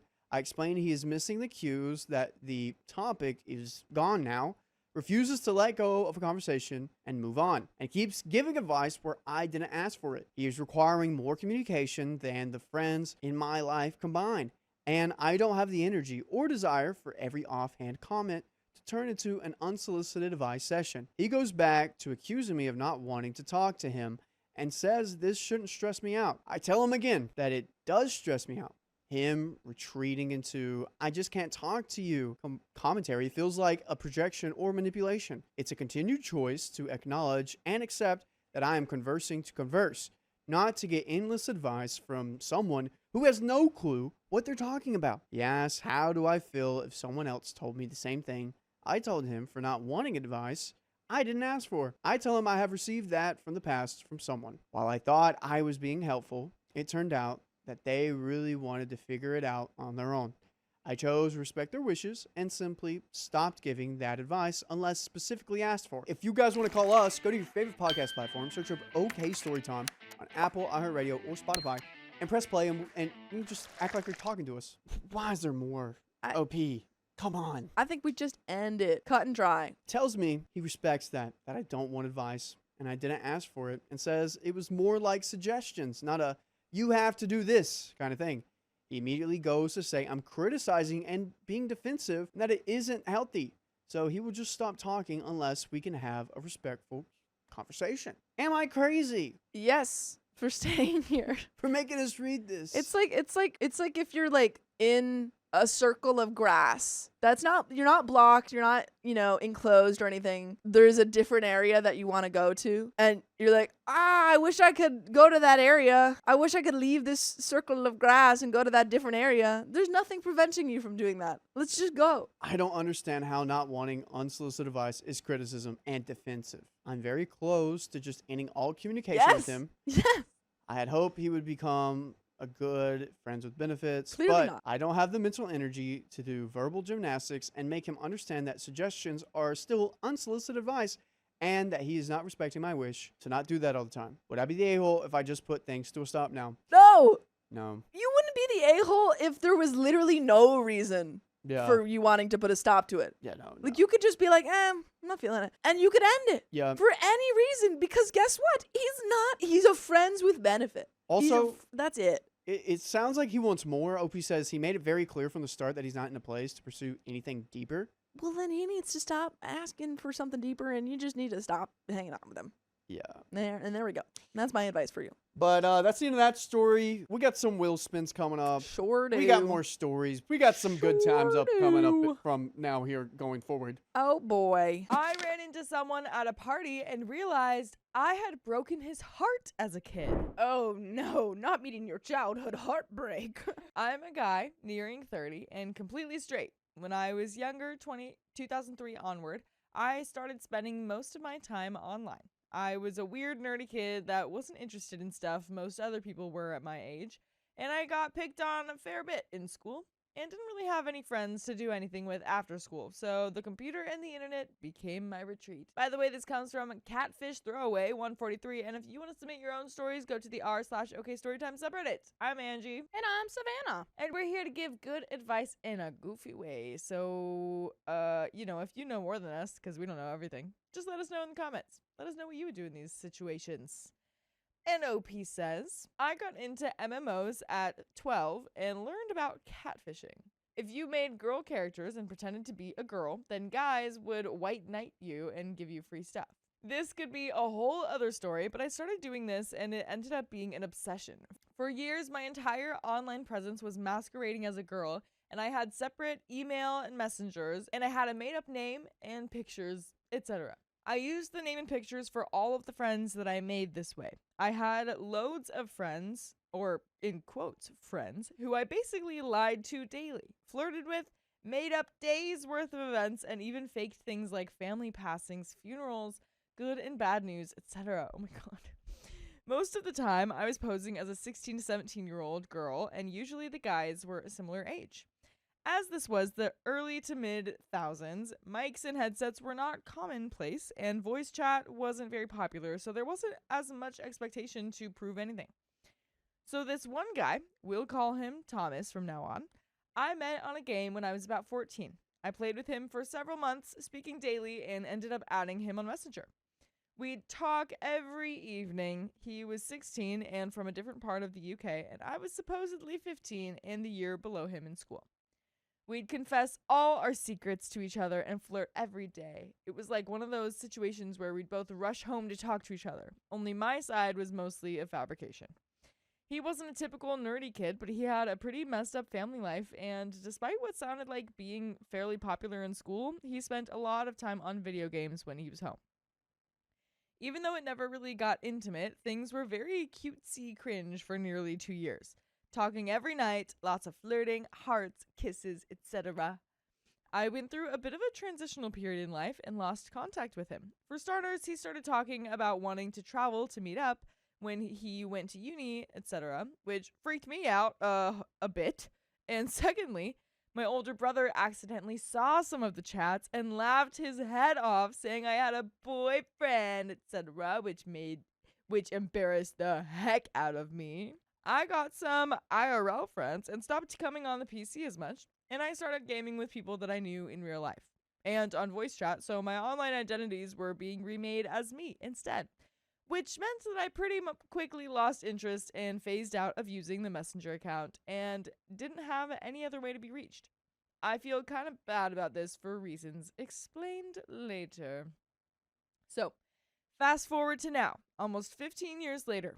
Out of complete chance, I moved to the part of the UK that his family lived in when we chatted, as my girlfriend lives there. This didn't really cross my mind at first, as it's a fairly big area, and it had been a long time, and I didn't know specifically where he was from, only the general area. Me and my girlfriend went to a bit of a house party where there were a lot of random friends and friends of friends, etc. Obviously, I had completely forgotten about this time in my life, forgotten about him and all the other people that I catfished, and at this party, I joined in with some guys having drunken fun playing Halo on Xbox, and one of them makes a comment about preferring PC controls. I get chatting to him about PC gaming, and he introduces himself as Thomas. Oh my goodness. What are the odds? That is actually so insane. Like, you were meant to meet this person. That's Yeah, crazy. you're literally meant to be in each other's lives. Thomas is a friend of girlfriend's friend. Again, I didn't recall or suspect anything by this point, but when we started talking about the glory days of PC MMO gaming, he said that he played the heck out of XMMO, the one that I also played. I was like, no way, and thought it was such a coincidence that we both played on the same server as well and could both remember some of the names of the same popular players on that server. He started asking my character name and guild, etc., as he might remember me, but I hesitated, as I had a very female-sounding name and didn't want to be embarrassed by it, so I just said that I couldn't remember. It was just something cringe random I made up. At this point, I felt a cold terror wash over me as I remembered the Thomas from my childhood and thought, surely this can't be him. And that if it was, I could have nearly dropped myself into a very awkward situation had I mentioned anything linked to me back then. I had limited memory of the time, but I started probing a bit to see if it was really him. I couldn't remember his character names, but I started asking about what he studied at uni and what his hobbies were, as the Thomas I remembered was on a specific and quite niche hobby.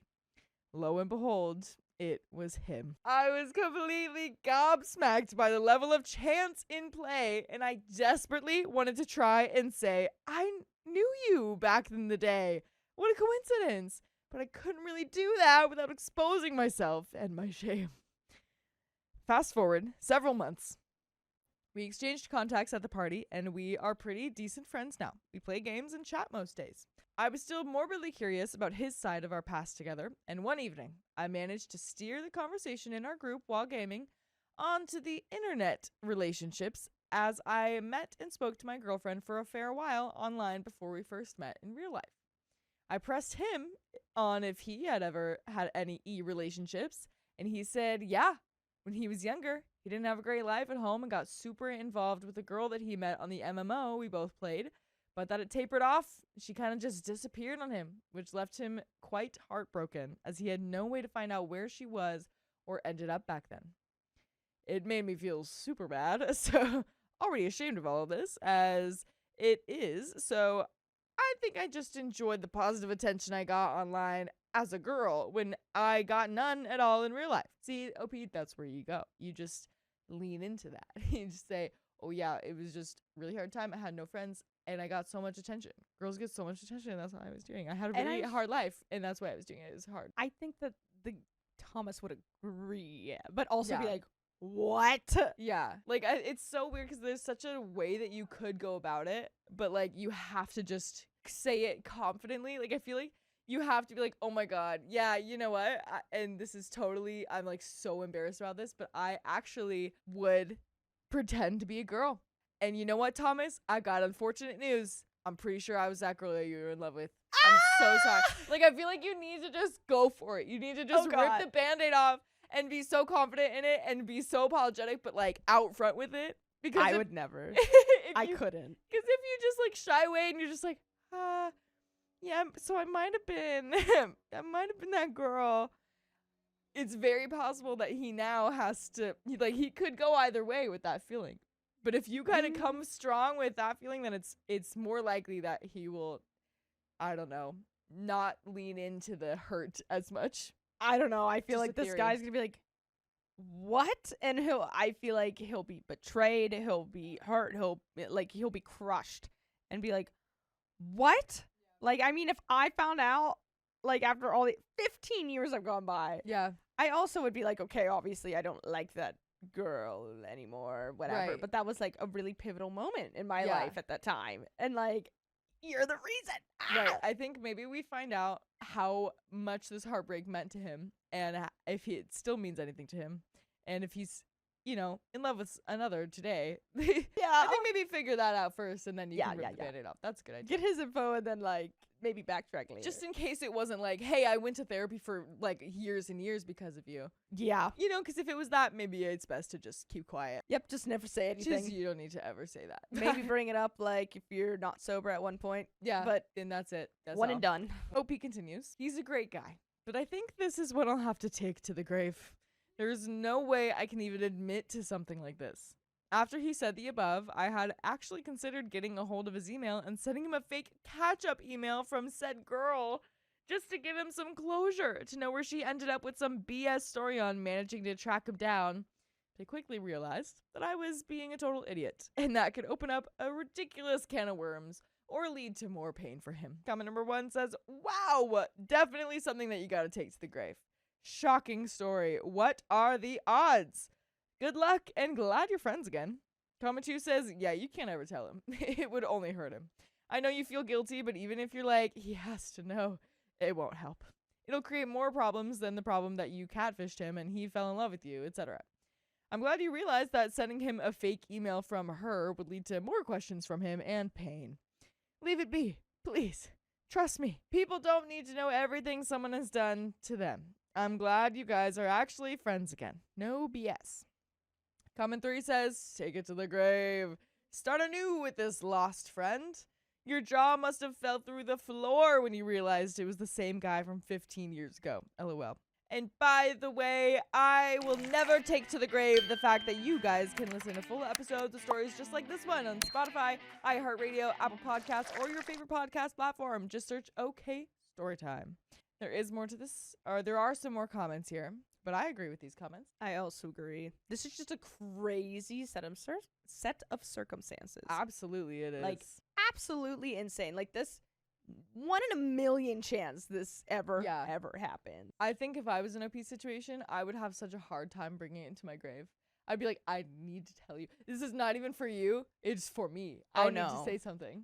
I'm the opposite. It would always be on my mind. Nope. I would I would have to say something. I would not. I'd be like, oh, you don't know. I don't know. Yeah. You know, that stinks that happened to you. Right. That's all. That's then all just- I know. I know Yeah. as much as you. I would have to like not talk about it ever again. Like if it was a common topic of conversation of like past, internet loves or something like that, then I'd have to say something. Yeah, maybe. But if we're not saying something, then I don't know. It's not even just for any sort of logic. It's just that I'm curious, and then I just want to talk about it. but it's not a good idea. But we do have some more comments. Comment 4 says, "We all do daft stuff as kids. Don't beat yourself up about it. But I do think you're right not to tell him. It wouldn't help anything other than your conscience, which would then instantly be reburdened with the guilt of telling him a big period in his life wasn't real. I do find this sort of stuff interesting, though. As a woman, it's only really since coming on Reddit a couple of years ago that I've been open about my gender. If anything, I always happily let people assume that I was male. That was to avoid the attention and inevitable comments that you get as a woman. For me, it's a great example of how men need some TLC and encouragement just as much as women want to be allowed to do things without half the world offering to help or being propositioned." Comment 5 says, "Sending him an email pretending to be the girl again would be the worst thing you could do.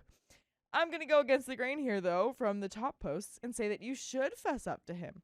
Tell him the whole story, maybe write the whole thing down in a letter to him so that you can get all of the details down. He deserves to know, and frankly, I don't think you deserve to be his friend unless you tell him the truth. If he forgives you for it, you will have an amazing lifelong friendship. If he never wants to talk to you again, at least you have a very interesting story and could go to your grave without bearing secrets." And that's the end of that story. I overheard my fiance mocking my body to his friend, so I broke off our engagement. Good. Yeah. Why is he getting engaged to you? That's big facts right there. That's crazy. I, 28 female, and my fiance, 32 male, have been together for 5 years. For the sake of anonymity, I'll be referring to him as John. John and I have had a wonderful and loving relationship for these past 5 years, and I truly saw myself with him for the rest of my life. By the way, this comes from user Branch Butt. And if you want to submit your own stories, go to the r/OK Storytime subreddit. So, we've had our ups and our downs, but not once has John ever made me feel like I wasn't enough. He supported me in all my endeavors and dreams, and our relationship even survived 9 months of being long distance, as I'd been sent to another state for work in 2021. I truly love John, and even now I still love him, but I have my doubts now about how he feels about me. A little context, I grew up fat. I had been fat when we met, and for the first 3 years of our relationship, I was fat. This isn't a problem, and never has been in our relationship, but it was something I had a problem with about myself. I wanted to be healthier and to simply lose the weight because I knew it would make me happier. John was supportive of this. He said he'd love me no matter what form I took, because it was my heart and soul he'd fallen for. I had believed that, as I had no reason not to. John has always made me feel that he loves me and made me feel desired. But now I've lost half of what I weighed before, and at my age, and due to being overweight my entire life, I have plenty of loose skin. I am absolutely insecure about it, and John knows this. He's made every effort to reassure me that he still finds me beautiful, and that he looks at my body as the evidence of how hard I've worked and how far I've come. He reassures me that he still loves being intimate with me and loves my body, even as it's changed. I felt so lucky to have a man who loved me so unconditionally and truly. Recently, John and I had gone out with a bunch of our friends, as we had not been able to align our schedules until now. Whenever we go out with a big group like this, John and I usually spend the beginning of the evening and the end of the evening together at the party. At some point in the middle, we always split off to go socialize with our friends separately. When it came time that I went to rejoin John, I had seen him with his best friend and a couple others engaged in conversation. John's back was to me, and his friends were all chuckling about something as I approached.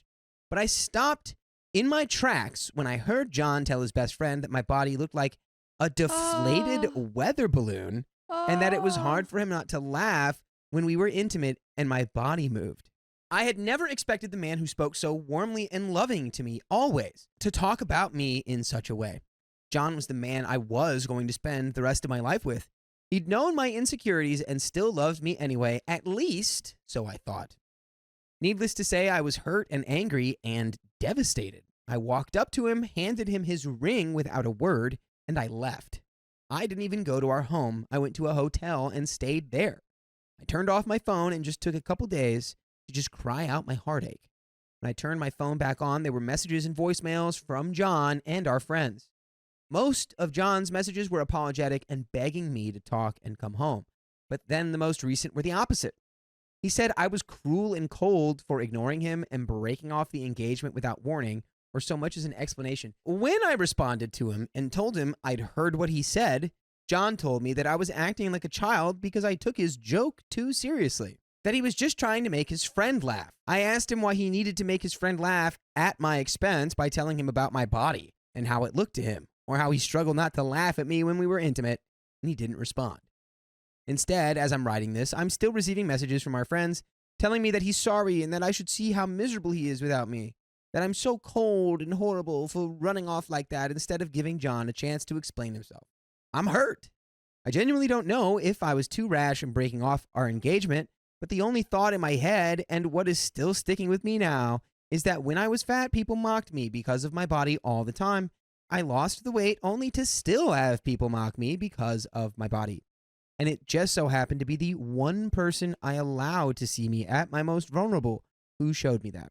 I know John's hurting, or at least seems to be, but so am I. Should I have heard him out? No.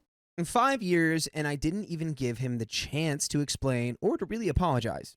I just shut him out immediately. I still love the man. Those feelings don't go away overnight. But I don't want to hear his apology. I don't want his explanation.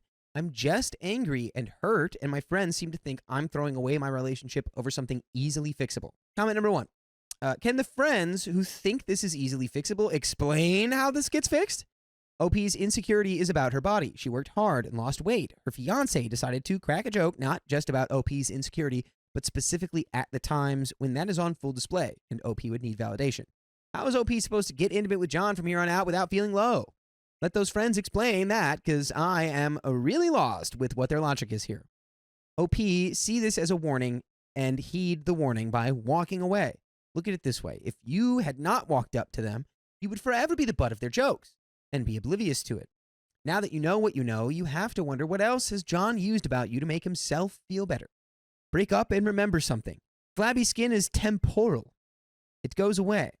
A little more hard work and you will not even have a memory of it. Your dignity is forever.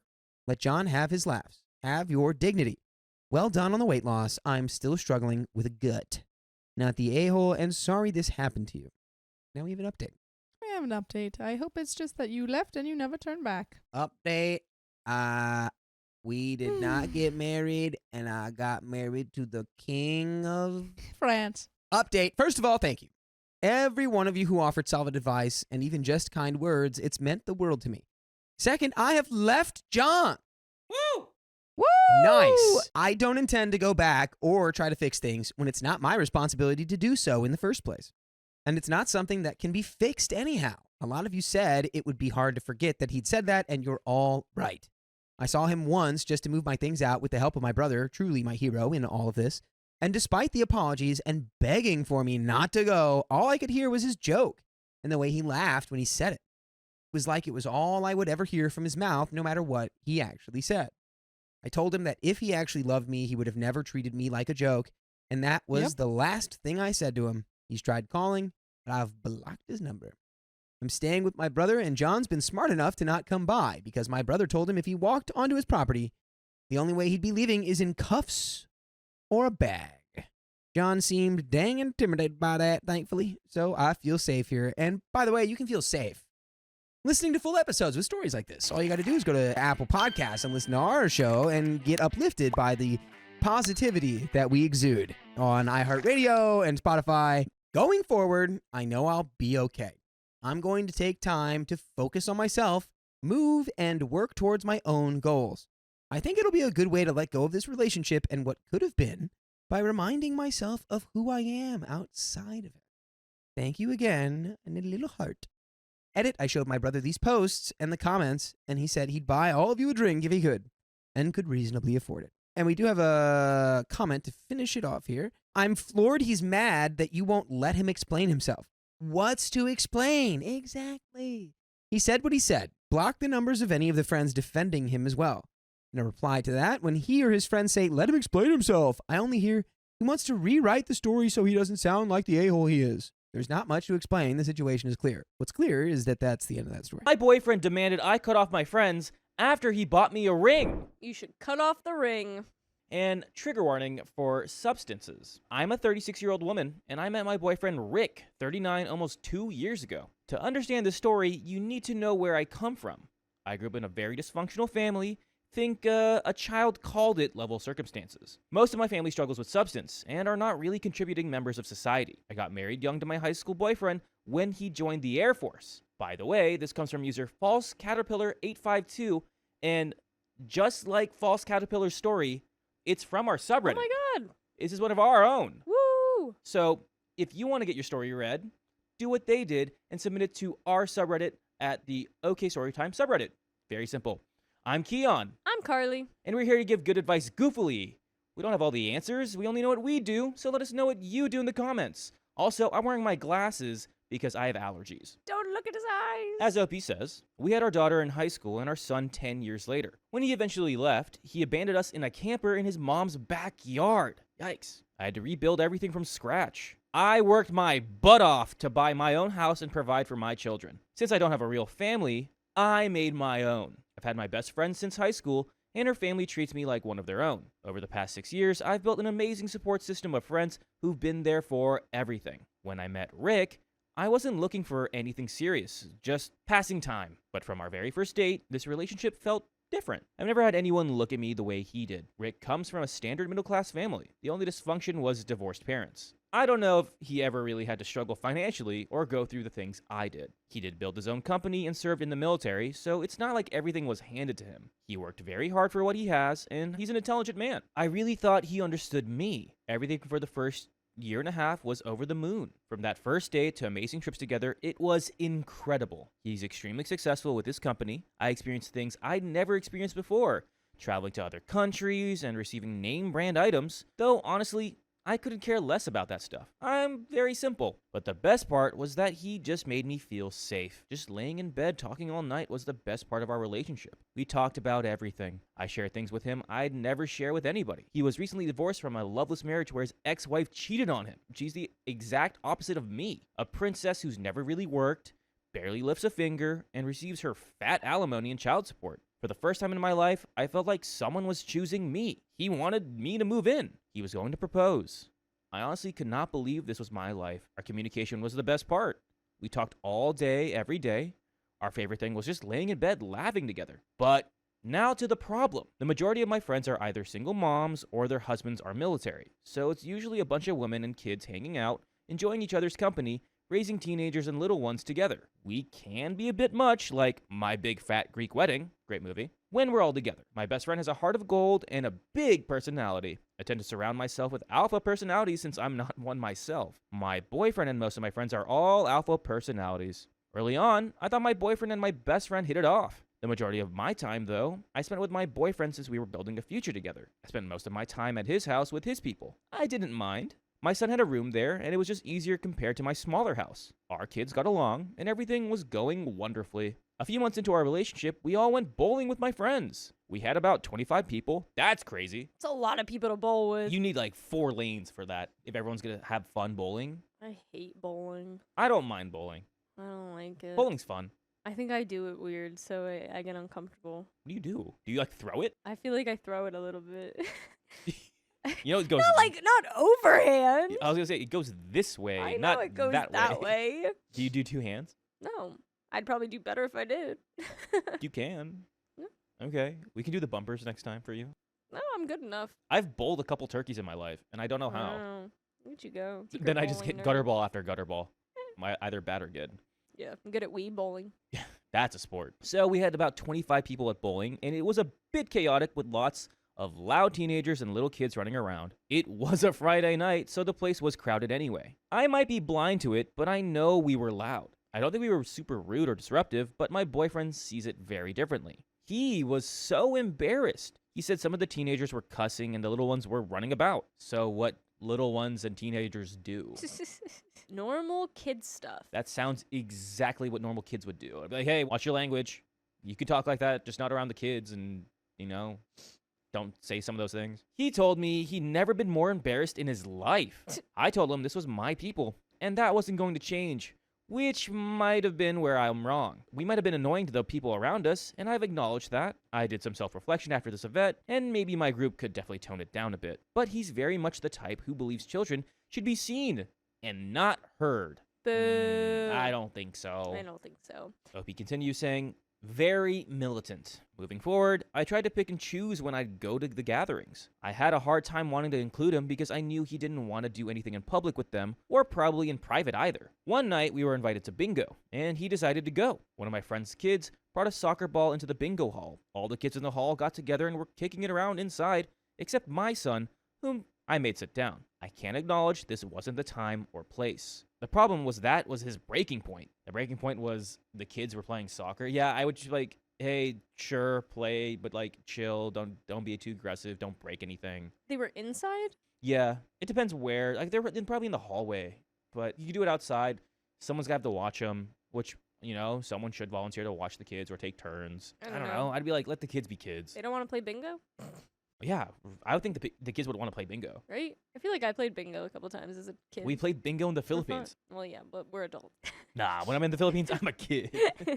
Due to his success in business, he said he could no longer be seen around my people. Again, I don't disagree that this was an inappropriate place for a soccer ball, but I've noticed over the year and a half that he rarely takes his children out to public places at all. Every time he went to a movie or did something with all the kids, it was my idea. He enjoys going out, throwing back some adult beverages, and enjoying live music with his friends. But when it comes to the kids, he'd rather just be at home. I like being home too, but I also like giving my children experiences. I completely acknowledge he's entitled to his feelings and shouldn't have to be around people who make him uncomfortable or embarrassed. The issue is he wanted me to also not be seen in public with them. He says eventually people will know we're together and associate their bad behavior with him.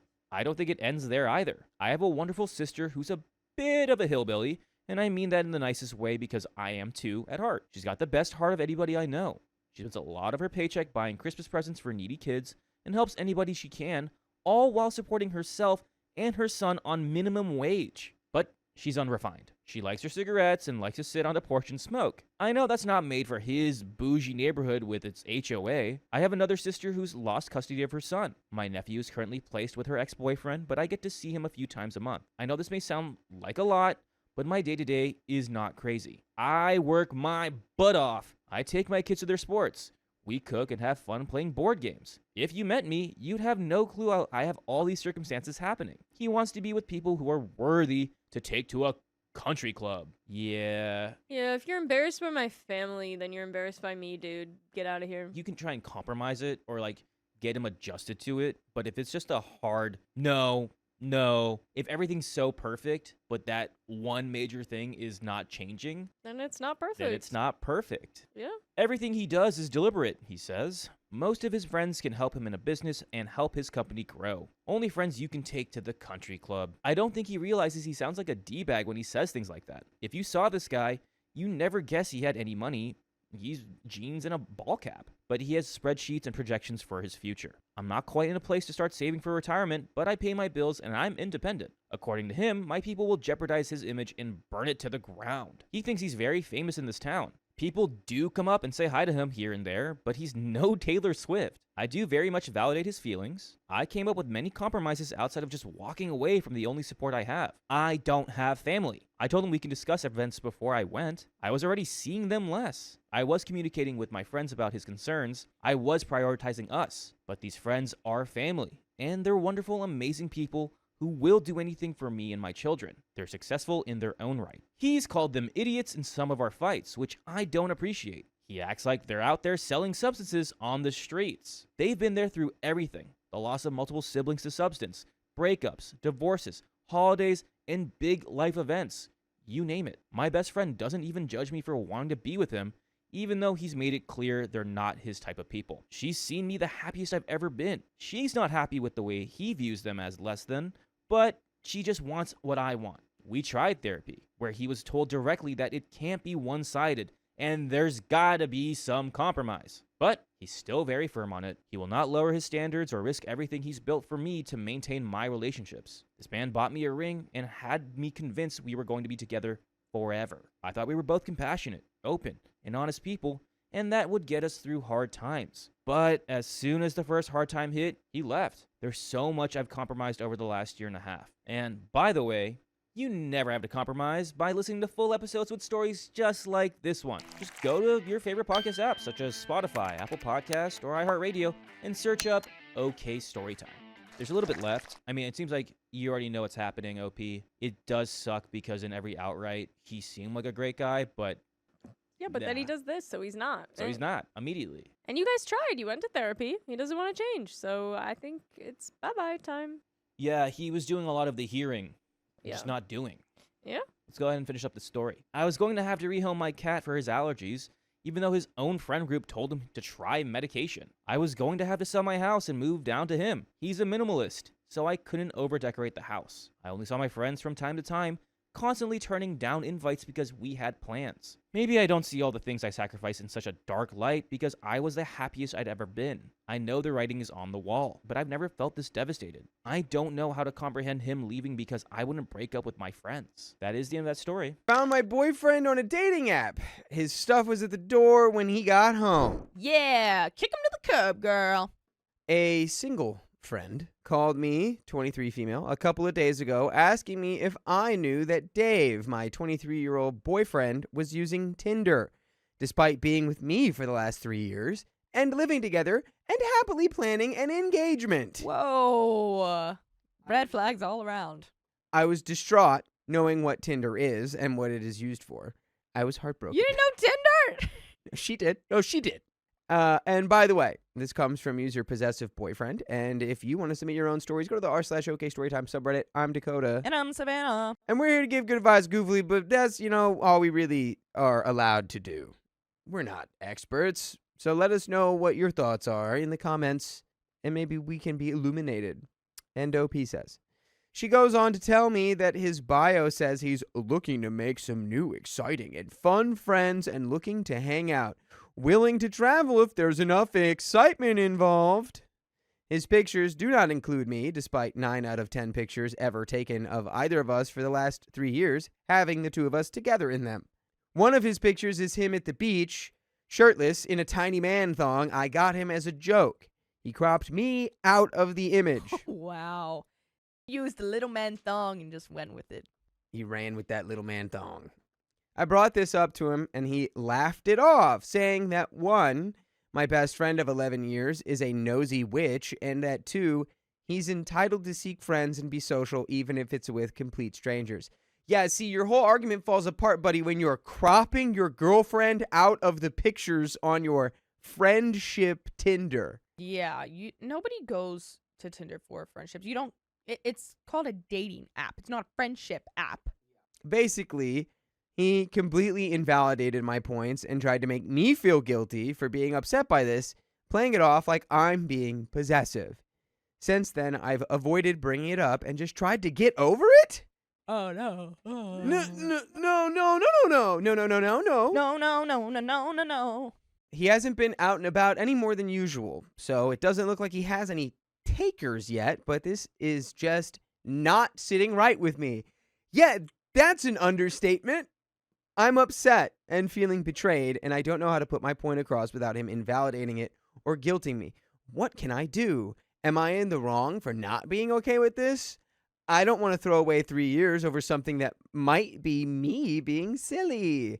And there's an update from the same day after I'm sure the whole internet yelled, "No!" Yeah, what? How is he about to like make you feel bad about him making a dating profile to find quote unquote friends? It's literally right there. He cropped you out of the picture. If he was doing this for friendship, it would be, I love my girlfriend so much of 3 years. I'm not on here to find any partners. I'm here to find friends. Here's me and my girlfriend in a dozen pictures. There are also so many other ways to find friends, as in like joining a club or doing like something, outside of work, or like going to like a game night, or, like inviting people over. Like there's so many things you could possibly do besides So making many. a dating profile. So infinitely many things you could do. But here's our update. Firstly, thank you all for all of your perspectives and advice in this quite frankly disgusting situation I found myself in. I decided I'd play dirty, as someone suggested, and make a Tinder profile pretending to be a friend with her permission, whom he does not know. And then I hit on him. He reciprocated and made plans to meet with me at a nearby coffee shop that we occasionally dated at, minutes after making my intentions clear. Wow. In about 20 minutes, he'll be headed out to go and meet me, and I'll be packing up his crap, ready for him to leave when he gets back. House is my family's, so he has no rights to any of it. I deserve better. Yes, you do. That's crazy. Yes. But also good for you. Yes, let's get into the second update where this happens. You know he's going to cry and go, "No, you don't understand. Well, no, it's not what you think. I was going to meet up with her and then splash water in her face and tell her I have a girlfriend."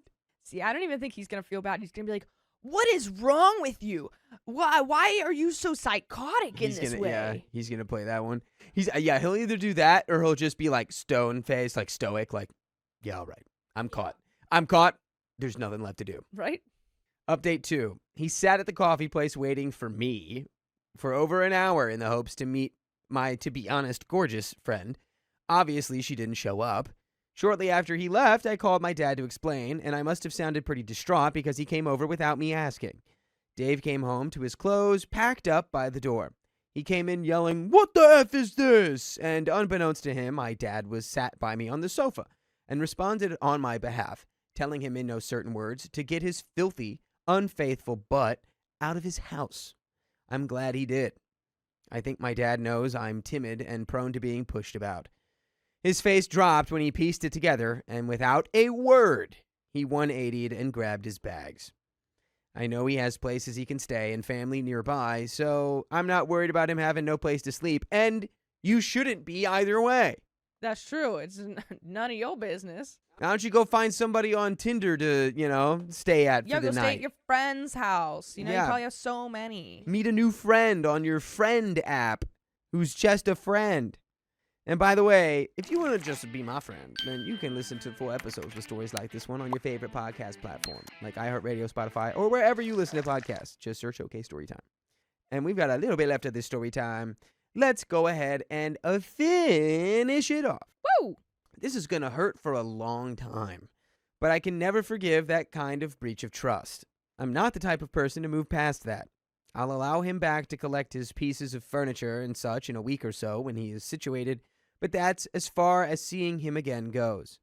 I'm also dreading a phone call from his mother, whom I love dearly. She'll be heartbroken too. Well, bye-bye, 3 years. F you, Dave. Good job. Ooh, and we've got some comments, and this guy is downvoted. Yay. I love a good downvoted comment. This comment says, "I don't know. I still think it's kind of petty to have created the account. At 3 years, I would have hoped you could realize anyone calling your friend a nosy witch or invalidating your feelings isn't someone you want to be dating. This person just doesn't like fun." It's like a taste of his own medicine. Yeah, I mean, whatever. This guy sucks. But if this is what you need to get him out of your life, then I guess that's what matters. OP replies, "I tried, and he called me crazy, possessive, and insulted the friend who enlightened me and refused to acknowledge I was still upset about it for 2 days." Acid Rose says, "I'm really curious as to what he said to you as his excuse to go meet the Tinder date." OP says, "He said he was going to go grocery shopping so I could put my feet up for the day, as it was my turn to do it." What a nice guy. He came back and didn't even have any groceries. Had to go shopping even after he broke my heart. F you again, Dave. And that is the end of that story. I mean, the fact that he's like, I gotta go grocery shopping and didn't even bring back any groceries. Yeah, he did, fully was checked. What was he going to say? Oh, yeah, they ran out. They had run out for the day, actually. Yeah, like what do you?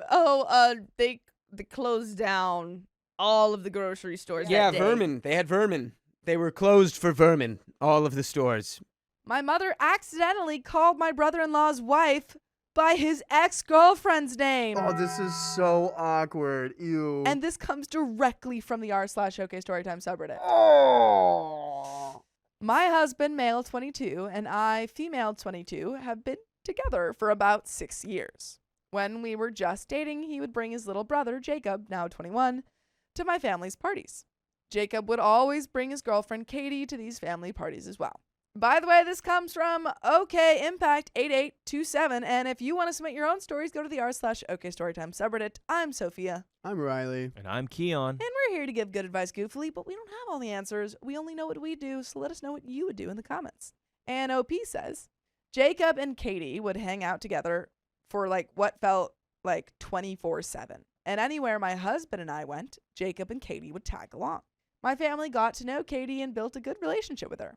From an outsider's perspective, Jacob and Katie had a great relationship. Aw. He even gave her a promise ring after 2 years of being together. Oh, cute. Fast forward to a few months after Jacob graduated from technical school.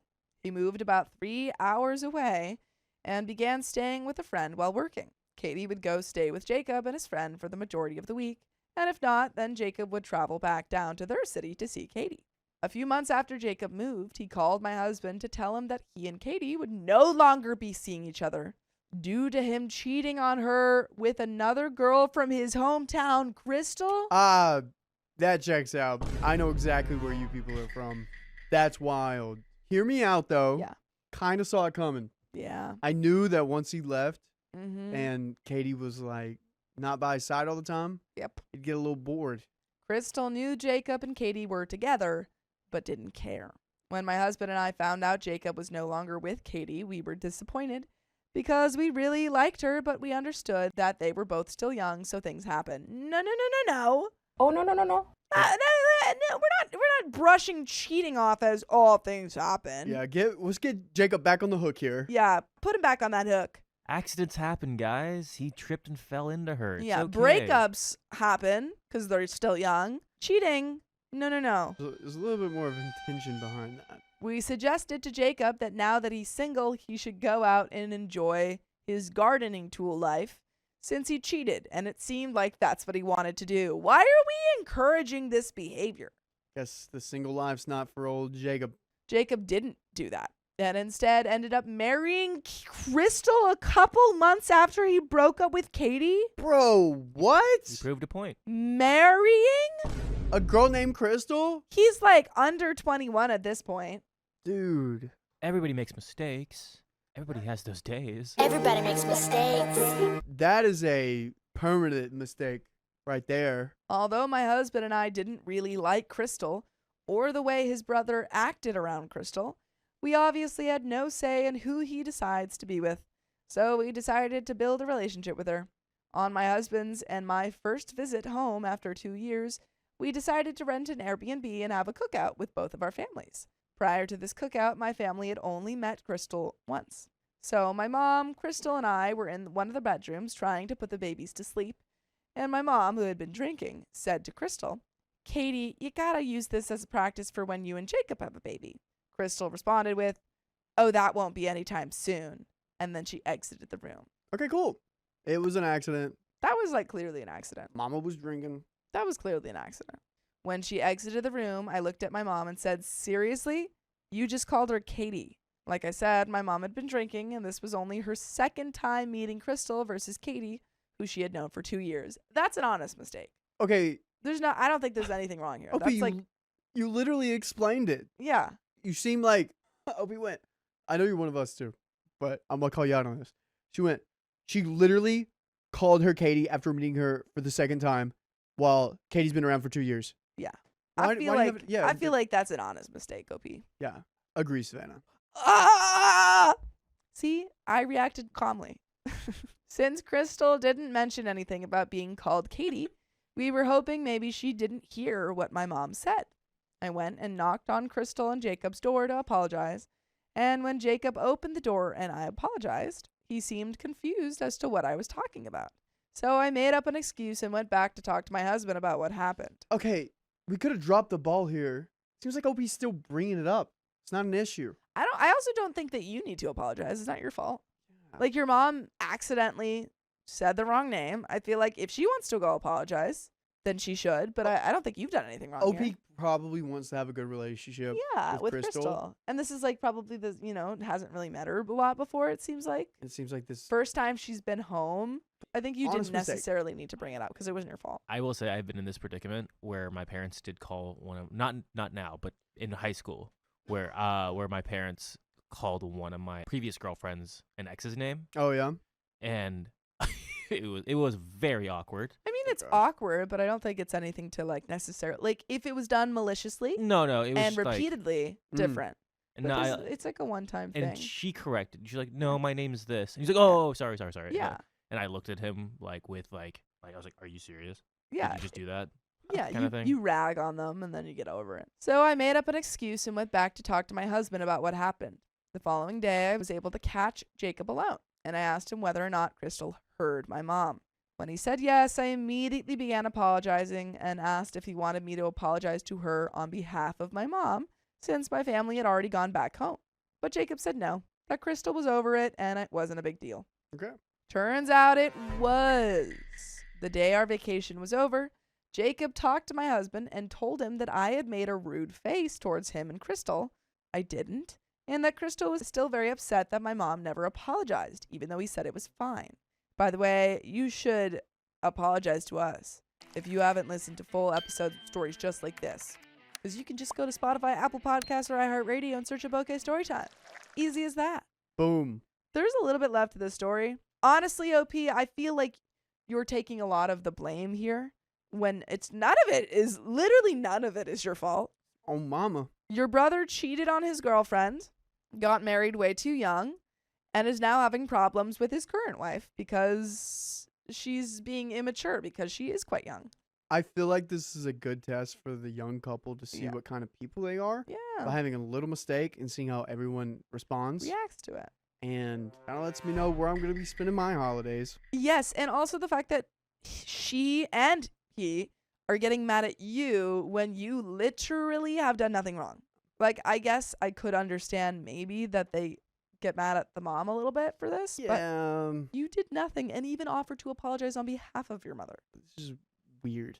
Fast forward to now, we're planning our baby's birthday party, and when we ask if they'll make it, their response is, well, I don't know, I might be working. The party is in December.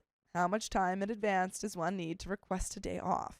The birthday party is going to be at my mom's house due to her having the most space to host. This is definitely affecting the relationship between my husband and his brother, but I just don't know what to do anymore. It seems like any time we try to sit down and talk with them, everything's okay, but the attitude still continues. I'm at my wit's end dealing with them and trying to keep the peace. And that's the end of that story. I just don't think it's like on you. I think you're taking a lot of responsibility, which is fair.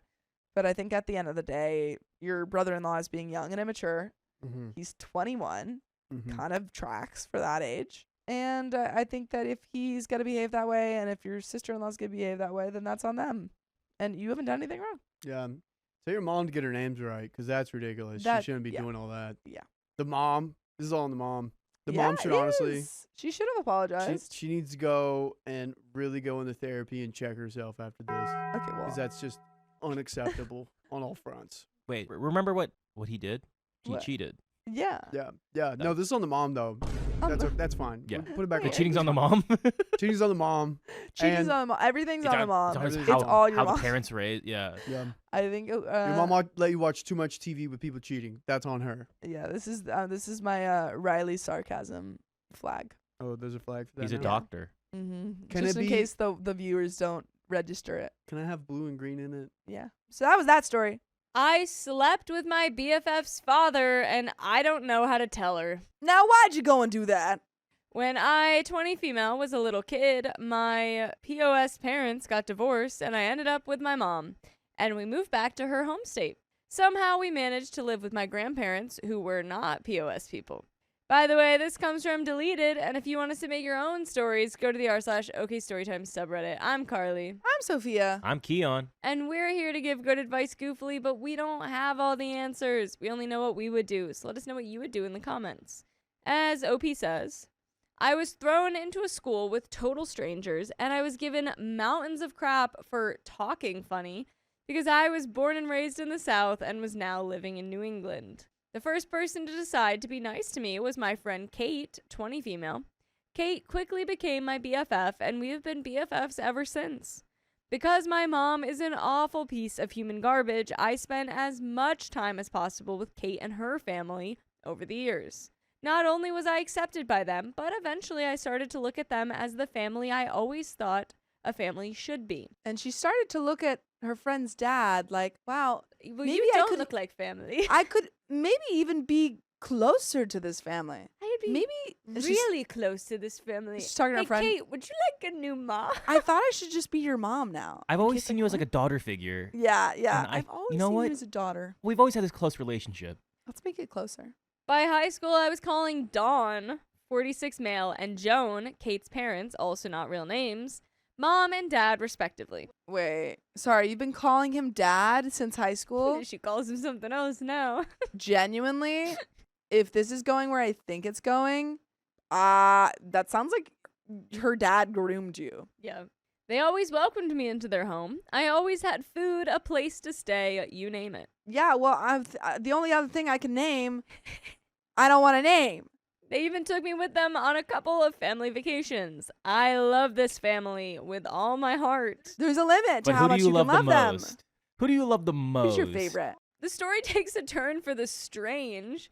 In 2018, when after Kate and I graduated high school, I was here my age, and Dawn and Joan had no more kids in the house as they were all on their own or in college, Joan decided to come out of the closet as a sapphic, admit to an affair that had lasted the entire time they Whoa. were married, and file for a divorce. Joan! That was a wild turn. I'm changing my major to I really was gonna be like, dang, I hope OP didn't like cheat, like have an Yeah, no, affair no, with no, her dad. don't worry. Joan took care of it. Joan. We've got I'm blanking. What's that from? I have no idea. I know I'm changing my major to Joan. It's from a musical and I'm blank. I've seen the musical. It's a dude singing it. No. It's It's a not? girl. That's Oh. why I made the joke A because dude it's about sang it at the Jimmy's this year. Oh, I'm no. Googling Changing my it. major to Joan is about a young queer, like, lesbian girl who, this is her girlfriend. She's singing about her girlfriend. So it really fits, but I can't remember what it's from. I'm sure you can imagine that Dawn, Kate, her brothers, and well, everybody was devastated.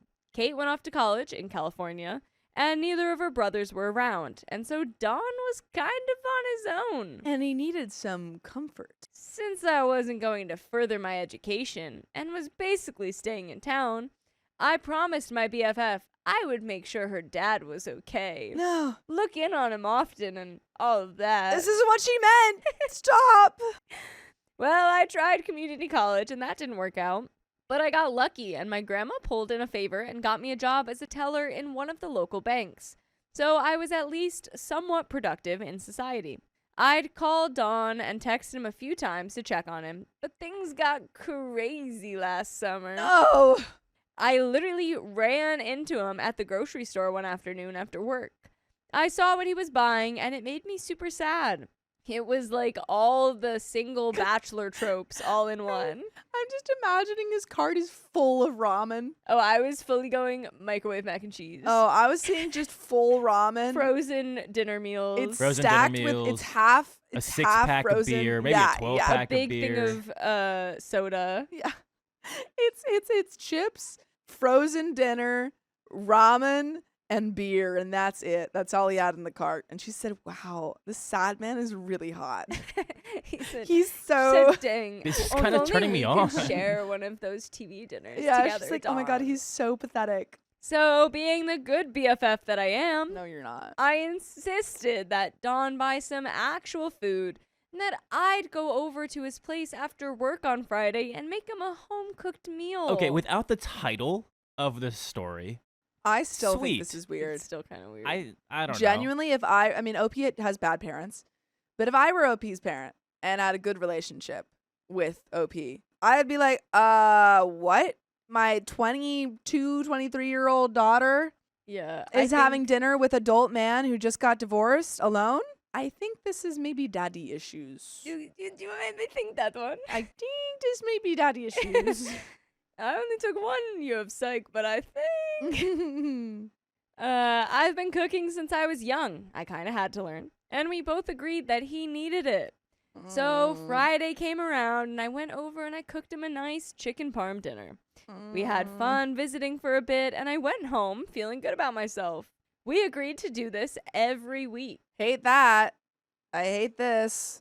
Next week after dinner, he asked if I'd stay for a bit to hang out. Do you know what this reminds me of? No. Juno, the movie. How does this? Have you seen Juno? I've seen Juno. I haven't seen Yeah. Juno in forever, though, but yeah. I was like, what do you mean? How does this? That's what this reminds me of. So we fired up Xfinity on demand and got cozy on the couch. Ah! OP just wants a father figure so bad. She's getting a But daddy. she doesn't Got a understand what dad a and father a daddy. She's figure. getting a daddy figure. No! I don't know exactly what led to this next part to happen, What do you but mean? it happened. What do you mean you know what led to it? Maybe You saying, let me freaking cook for you every day. maybe it was the love scene in what we were watching. Ugh. I don't know. I'm You sorry. guys watched a movie with a love scene and you consider this your dad and you were fine with this? I'm sorry. And that led What? you to this? Y'all are crazy. All I know is that he seemed super lonely, and I felt bad for Oh him. my gosh. So I initiated things and gave him a spicy act. Ah. When I left that night, things were a little awkward, but we decided to continue our Friday dinner tradition. Genuinely, this is, I'm just going to give my, if I'm this friend. First of all, I'm disgusted by my dad. I'd be like, Dad, you're a little awful person. I don't care how lonely you were. This is a person that you've known since she was a child. Gross. And then I'm going to my best friend and I'm saying, don't literally ever come over here ever again. I don't ever want to. Don't call. Don't text. Don't come by my house. We're done. It's just the fact that she admitted that she initiated it. And also, Which the might be power better out of the two dynamics. situations, but this is maybe getting too into the weeds, but I think the power dynamics of it not being actual full-on spicy sleep, but just being this specific act. No, I think Oh, don't worry. Don't worry. Oh, we're getting there. The next week after the movie, he asked if I could stay around a little longer. Ugh. I ended up staying the night, and that was when we first had spicy sleep. No, I hate this sentence. The Friday night dinner became Friday night dinner and spicy sleep. And that lasted 8 or 9 weeks. Then we started being more open about what we were doing. Going out to eat during the week. Going to a movie or shopping. All that stuff. Despite a lot of people we know giving us side eye for it. Yeah! How small is your town? Yeah! I'm sorry, do you know how much You side eye sound I'm like giving like the Toad. 60-year-old with the 18-year-old? And I'm like, is that her dad or are they on a date? Yeah. That's a constant Do you thing guys that at least happens. walk around like it's just like dad and daughter, or are you guys like holding hands? Yeah. Dude, whenever I'm with my dad, I'm constantly like, me and my dad. This is me and my dad. I feel need to clarify it that much. Yeah. Because I feel like people are so weird about when you go. I'm always weird. I can't I'm say I always- share that. Do you not look like your dad a lot? I look exactly like my dad. But also people think that I like have they say the same thing with my brother. So I think people are just weird in general. My point of this is though that this is really weird and you should be getting side eye because it's weird, especially if they said people we know are giving us side eye, or is it just like in the town? No, just a lot of people. Okay. Yeah, makes sense. All the while, I was keeping everything a secret from Kate, my BFF. Fast forward to the vid, And that, combined with my lack of ability to judge friends well, resulted in my roommates bailing on me and leaving me on the hook for our entire apartment. I got lucky in that our landlord let me out of the lease, but that put me in a spot. I was going to have to move back in with my mother. I was desperate to avoid that. And then Don stepped in and saved me. Kind of. He asked me to move in with him. I did. And we've been living as a couple ever since. Dawn is maybe like evil. Do we have the initial ages again? I'll check. Recently, Don has stopped using a wiener wrapper Oh, good when to we know. have spicy sleep. And he's asked me to quit taking birth control too. He says he wants to marry me and start a family and the whole deal. And now I'm wondering, how the F do I tell Kate about this? Okay, OP. Stop! Stop! Wait. No. OP, how old is he? 46. OP's 20. OP's 20 right now? No, I think that was earlier in the story, though. No, and then but they were friends for because a while. this might be an old story. Because again, Well, no, OP I was think- 18 when they graduated high school. Right, When was the which story is when those posted? ages were said, though. Wait. When was the story posted, Keon? Oh my god. I'm pretty sure she was a... Oh, yeah, wait. Because That's what I'm saying. Wait! Yeah. Wait! I know! She's my age currently. 5 years ago. Ah! OP. She's 20! She's 20 right now. OP, you have been groomed. Ah. I'm gonna go talk to you straight. This is a person that you called dad, and then he started inviting you, whether or not you initiated, like, oh, do you want to have dinner? He accepted. He should have said no. He is an adult. He should have said no. This is a person who is a daughter figure in my life. This is my child's best friend. No. How did we get to now he wants you to have your BFF step sibling? And then your friend is going to find out anyway, but I think that friendship with Kate's done. it's done. She is going to cut off her father and you. Well, I will say, there could be the one way where if Kate comes by and tries to just knock some sense into OP and it works, Yeah. then I could see it being like a, you got Yeah. me out of that situation kind of thing. But Kate would have to get through, like, being like, oh my God, you and my dad. Like, she would have to get through that Yeah. to realize I don't my think dad she's is your in the friend wrong. anymore. I would not be friends. Oh my goodness. Yes, this was 5 years ago. Yeah, 'cause to be they clear, mentioned OP the vid and everything. Has known him since she was little, called him dad because at a certain point her parents were awful and she spent all of her time there.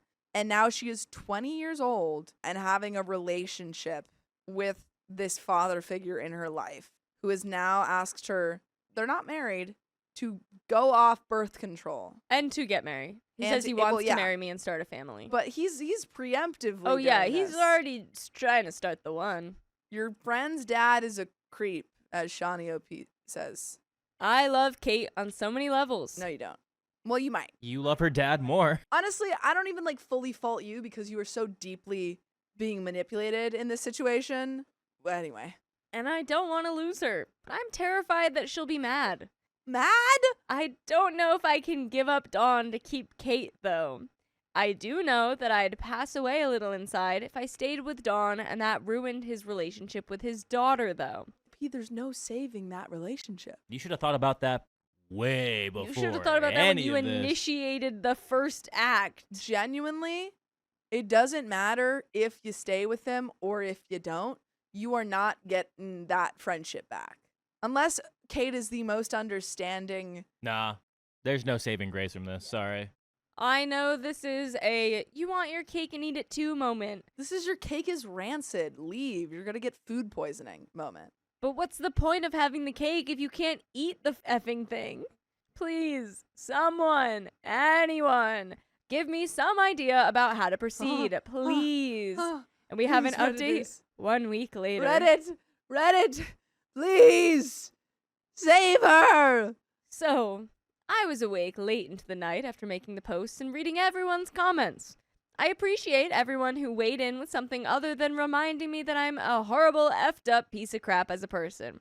I had come to that conclusion on my own, but it was nice to have it verified, so thanks. I want to get better.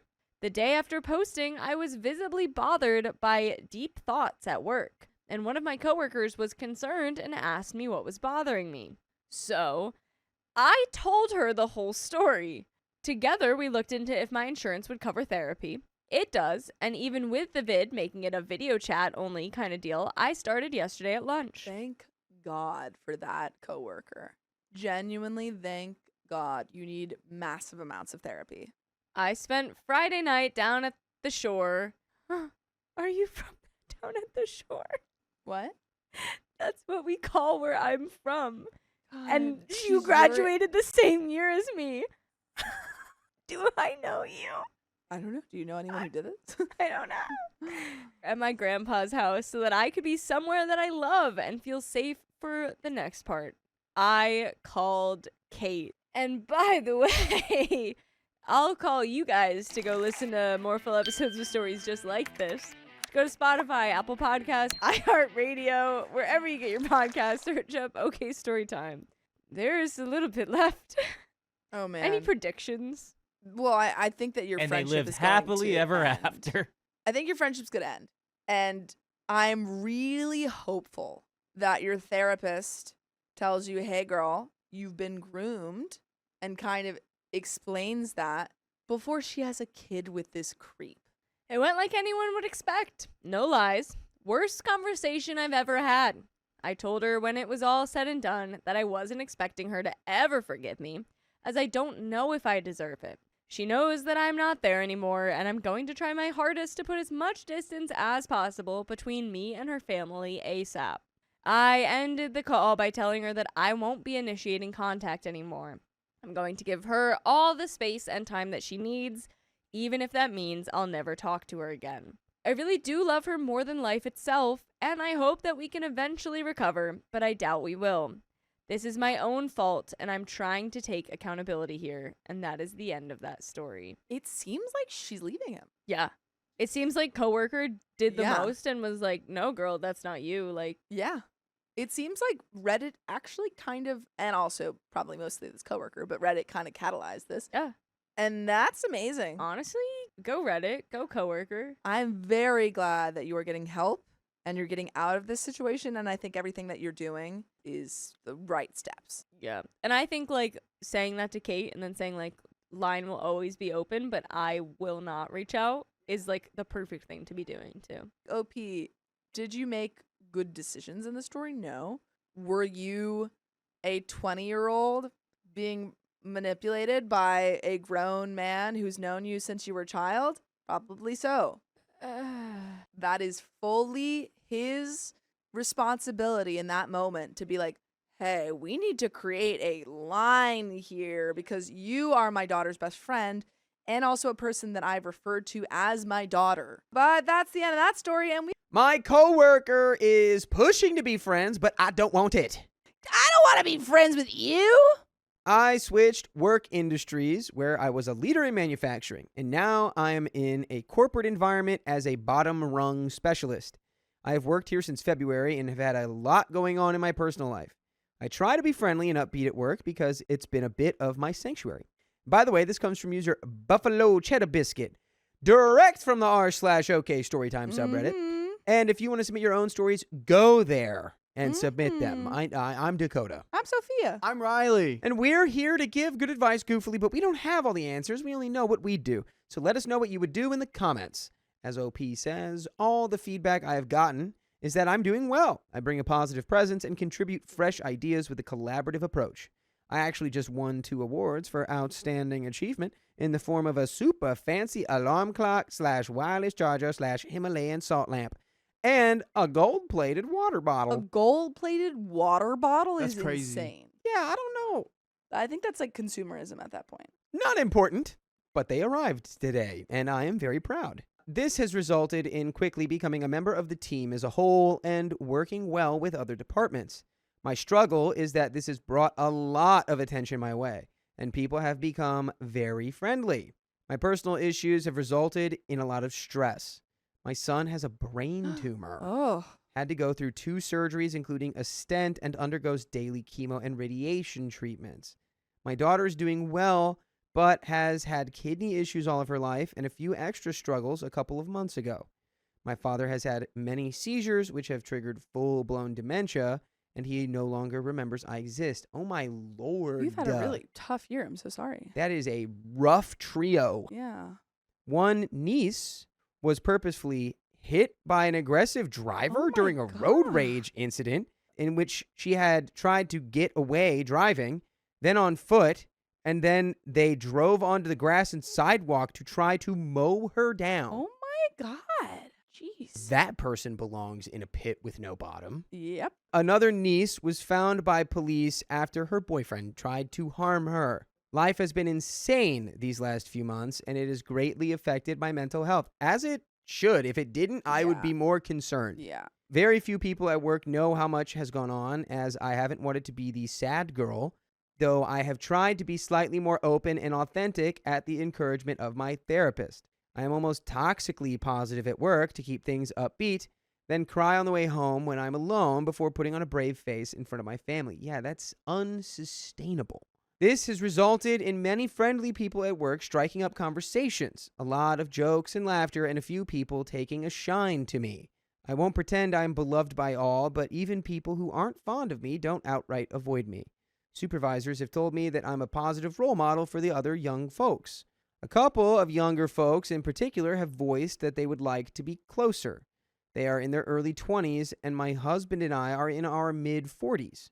One gal is very receptive to boundaries and behaves very professionally at work, which has been marvelous. She's working to grow her skill set, but we still chat a bit. The other girl has no concept of boundaries and lacks professional behavior. I'll abbreviate her as NBG, the No Boundaries Girl. I have a very long commute, so I take a short lunch of 30 minutes. NBG has frequently requested us to take a longer lunch and go somewhere nice on several occasions. I am a smoker, so my breaks include menthols and a couple of bites of food before more menthols. NBG is very sweet and a lovely person, and she reminds me a bit of myself when I was younger. She has told me that she wants to be me when she gets older. She also has no filter, has asked me advice for her nether regions, and overshares frequently. Lovely. We need to set some boundaries with this girl. We gotta shut that down. Well, you can't set boundaries with the NBG because she's the no boundaries girl. Oh boy. She always wants to chat, and rarely is it ever appropriate. She has referenced coming to my house and told me to put her to work in my garden.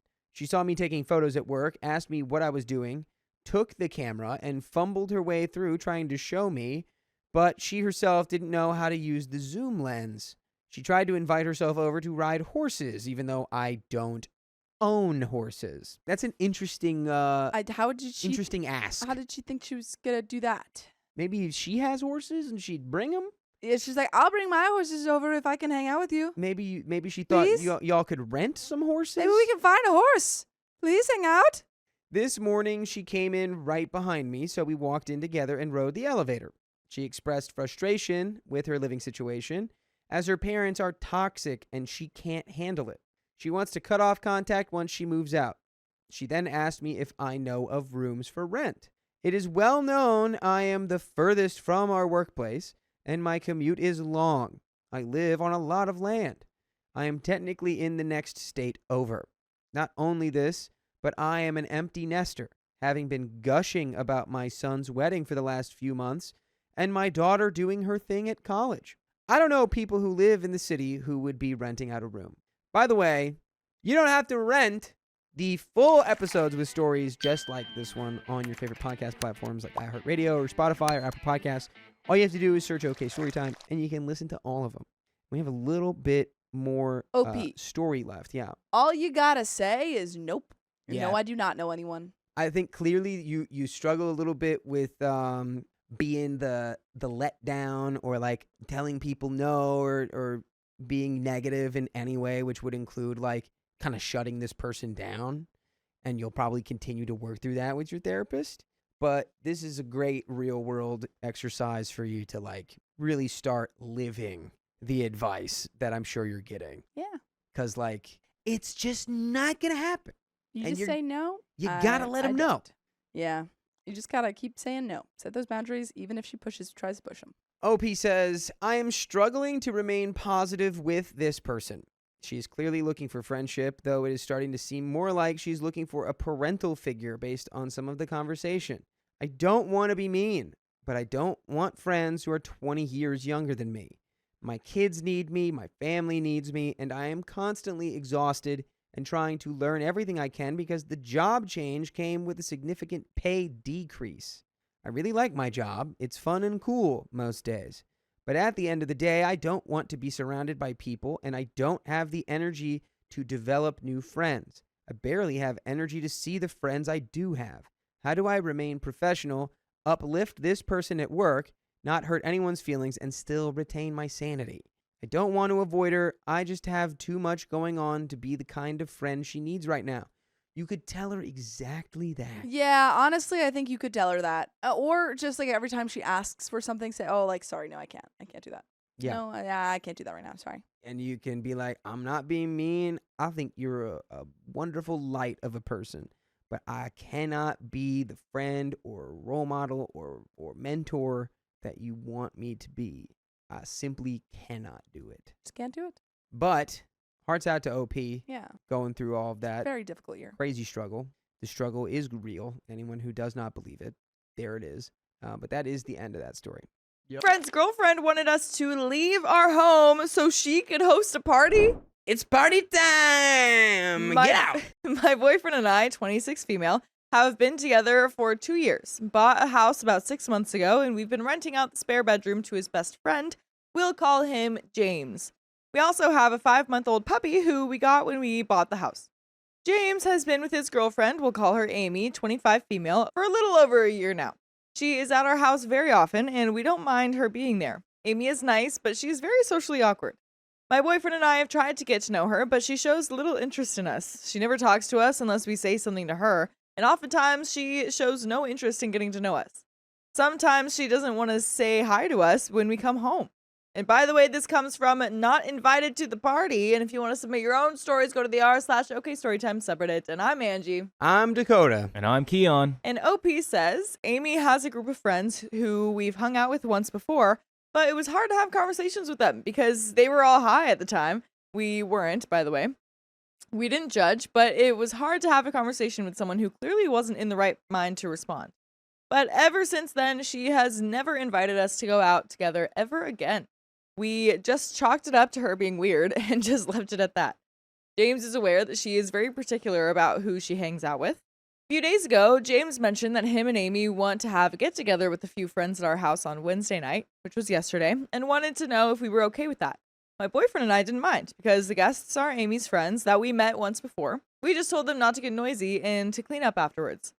I came back from work last night, and people are just starting to show up for the party. I briefly say hi and then go upstairs to freshen up. Then Amy comes into my room and says, "Hey, I'm sorry, but we actually want some privacy for the night. Do you think you and boyfriend could go somewhere for a few hours?" Weird. That's weird. But we're strangers, basically. Yeah. You don't. You're in my home. We don't have any cool vibes. You're in my home and I'm with not you. invited to the party? That's weird. And I can't even just be in my room? What? Yeah, it's like we have to leave all the way. Like, what are you doing? For a few hours? What are you guys gonna do? What are you doing? I was confused. I told her that James asked if it was okay to have a party, and we all agreed, but nothing about us not being allowed in the house. She said that James should have made it clear. I told her, "I'm sorry, but I can't. I have to take care of the puppy, and there really isn't a place that I can take him for a few hours." And her response, "Oh, you can leave him here. We really like the dog, and we'll take care of him." So, see, now that's why you shouldn't lie. You should just go, "No, I'm not getting kicked out of a party at my own house." Yeah, exactly. I told her that I wasn't comfortable leaving the dog with strangers. She wouldn't give up. I simply told her no again, and that she and James are free to have friends over, but that she can't just expect us to leave our own home and our puppy behind. She seemed frustrated, especially when my boyfriend came home. I kept the puppy in our room most of the time. We have the master bedroom, and it's pretty big. I told my boyfriend the situation, and he was pretty confused by it as well. The party went off without a hitch, and everything was fine, or so we thought. Bum, bum, bum. James texted us this morning telling us that Amy was really upset that we ruined her party and humiliated her in front of her guests. This wasn't even in front of her guests. They were in her room. Wait, what? She's just When making did the stuff party up. happened already? Well, yeah, so that And was you embarrassed her? that was right before. So they had that conversation like right as the party was starting, and people were already showing up. But then OP went to her room, and Amy followed her, and then talked to her there, not in front of all the guests. Crazy. It's so embarrassing having you breathe the same air as my party. Yeah, can't believe you walked into this home. I was telling these people this was my home. You can't walk into here. They're gonna ask questions. Crazy. Apparently, when we first hung out with her friends, Amy was upset that we didn't make an effort to get to know them. She said that we weren't very friendly to them, and that's why she couldn't bring us around anymore. Except when we first hung out with them. They were high and couldn't even muster a response to us. But that doesn't matter, apparently. Amy didn't want us hanging out with her friends because she didn't think that we would get along based on that one time. James is asking us to cut him a break and apologize to her because she's been having a rough time and really needed this party to relax. Absolutely not. I told James that it doesn't matter how rough her life is. It's extremely rude to tell us, the homeowners, that we have to vacate our own home so she can have a party. My boyfriend also reiterated this to him in a separate text conversation. I told James that, if anything, Amy should apologize for how rude she's handled this situation and how rude she's been in general, citing the few past times that we've tried to be friendly to her, but instead she gave coldness in return. I told him that I'd only accept an apology from her in person because all of this is coming secondhand from James. Amy has not said a word to us about this. Whether I like it or not, James is still dating Amy, and there's nothing that I could do about it. Amy will most likely be around pretty often because she lives with her parents, but I don't know how to diffuse the situation going forward. Am I in the wrong here? How do I handle Amy in the future? There is an update, but how would you handle her in the future? I'd handle her the same way I'd handle her in the present. Just being like, nope. Yeah. No, I'm sorry. It's my house. No. Yeah. I will, if that's how you feel, just say that, and I'll try to be courteous to your friends. But also, if you're going to have just like I don't know what your idea of a relaxing party is, but if it's everyone getting messed up on substances in my living room, I wonder why you didn't want me here. Like, or like if that's, I don't know if that was it, but it's like based on them saying like, well, when we met, they were all, messed up. Right. And couldn't even respond to us. It's like, Exactly. well, yeah, it's like, well, do you just want to get wasted in the house without me there to be like, hey, what are you doing? Right. But there is an update. A lot of comments were saying that we should evict James, but I wasn't okay with that. As I said in the comments of my last post, James is a childhood friend of my boyfriend. Their moms have been friends since grade school, and he supported him through some tough times growing up. Money is a little tight for James, so my boyfriend wanted to help him out, much like he did for him. We also didn't like the idea of banishing Amy because we inadvertently would have been responsible for ruining their relationship, and we didn't want to deal with that. On Friday night, we sat down with James and Amy to talk to them about the situation. We told them that we didn't appreciate being told to leave our house and our dog behind so that they could have a party. James had only given us a heads up that they would be having friends over and nothing more. Amy interjected and said that we were the ones being rude and that we should have left because they should be allowed to have friends over because we have people over all the time. Amy, you are not paying a dime of rent. You cannot have any say in what they should do or who they can have over. Holy entitlement, Batman. Well, that's true. We never asked James and Amy to leave. In fact, we invite them to hang out with our friends when they come over. Amy said that we couldn't have stayed and hung out with her friends because she didn't think that we got along that well. My boyfriend and I are working professionals in good career fields, and her friends don't make as much and smoke the devil's lettuce all the time. We told her that we don't judge her friends and we don't care. We have all been at that point in our lives, so what does it matter? It seemed like she was embarrassed to bring her friends around because all of our friends are equally as successful as us. She didn't think that we would associate with, in her words, people like my friends. Again, we don't care or judge. It seems like she has more of a problem with her friends than we do.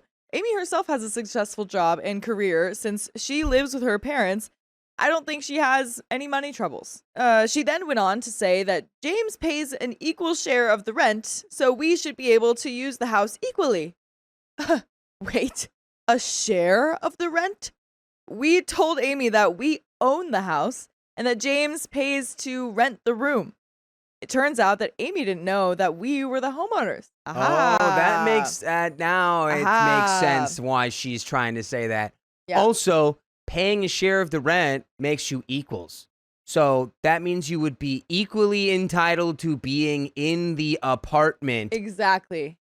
So your own argument Yeah. is poking holes Right. in your argument. Right. Come on. James, before moving in with us, was living in another city 3 hours away, which is where he met Amy. He moved out here after getting into grad school in the area, and Amy followed suit about a month after because we live in our hometown. She assumed that James and us were renting the house. James never told her the nature of his living situation because there wasn't any reason to tell her, since she wasn't living there. She tried to explain her way out, but there really wasn't anything she could say after that. By the way, Dang. I will always say that there are full episodes with more stories just like this one on Spotify, iHeartRadio, Apple Podcasts, or whatever your favorite podcast app is. Just search OK Storytime. But there is there's some more to this story. James, in the midst of all of this, grew pretty exasperated with her. He was trying to be a good boyfriend by lending his support and keeping her happy, but when everything started to unfold, he started getting pretty tired of her excuses. He apologized to us and also to Amy for not telling her about this living situation, but we were right. She can't punt us out of our own home. We all agreed that we don't have a problem with them inviting our friends over. In fact, we actually do like them, but never get to talk to them. And that they're always welcome as guests. But if she wants to have a private party and not invite us, she is free to do so. But it would be better to not have it in the place that we live. Yeah, you're kind of you're doing that at the wrong venue, Chief. Exactly. Amy eventually apologized, albeit a little begrudgingly, but it seems like she's still angsty about her friends rather than the party situation. Either way, we made it very clear that we are the homeowners, so hopefully this doesn't happen again.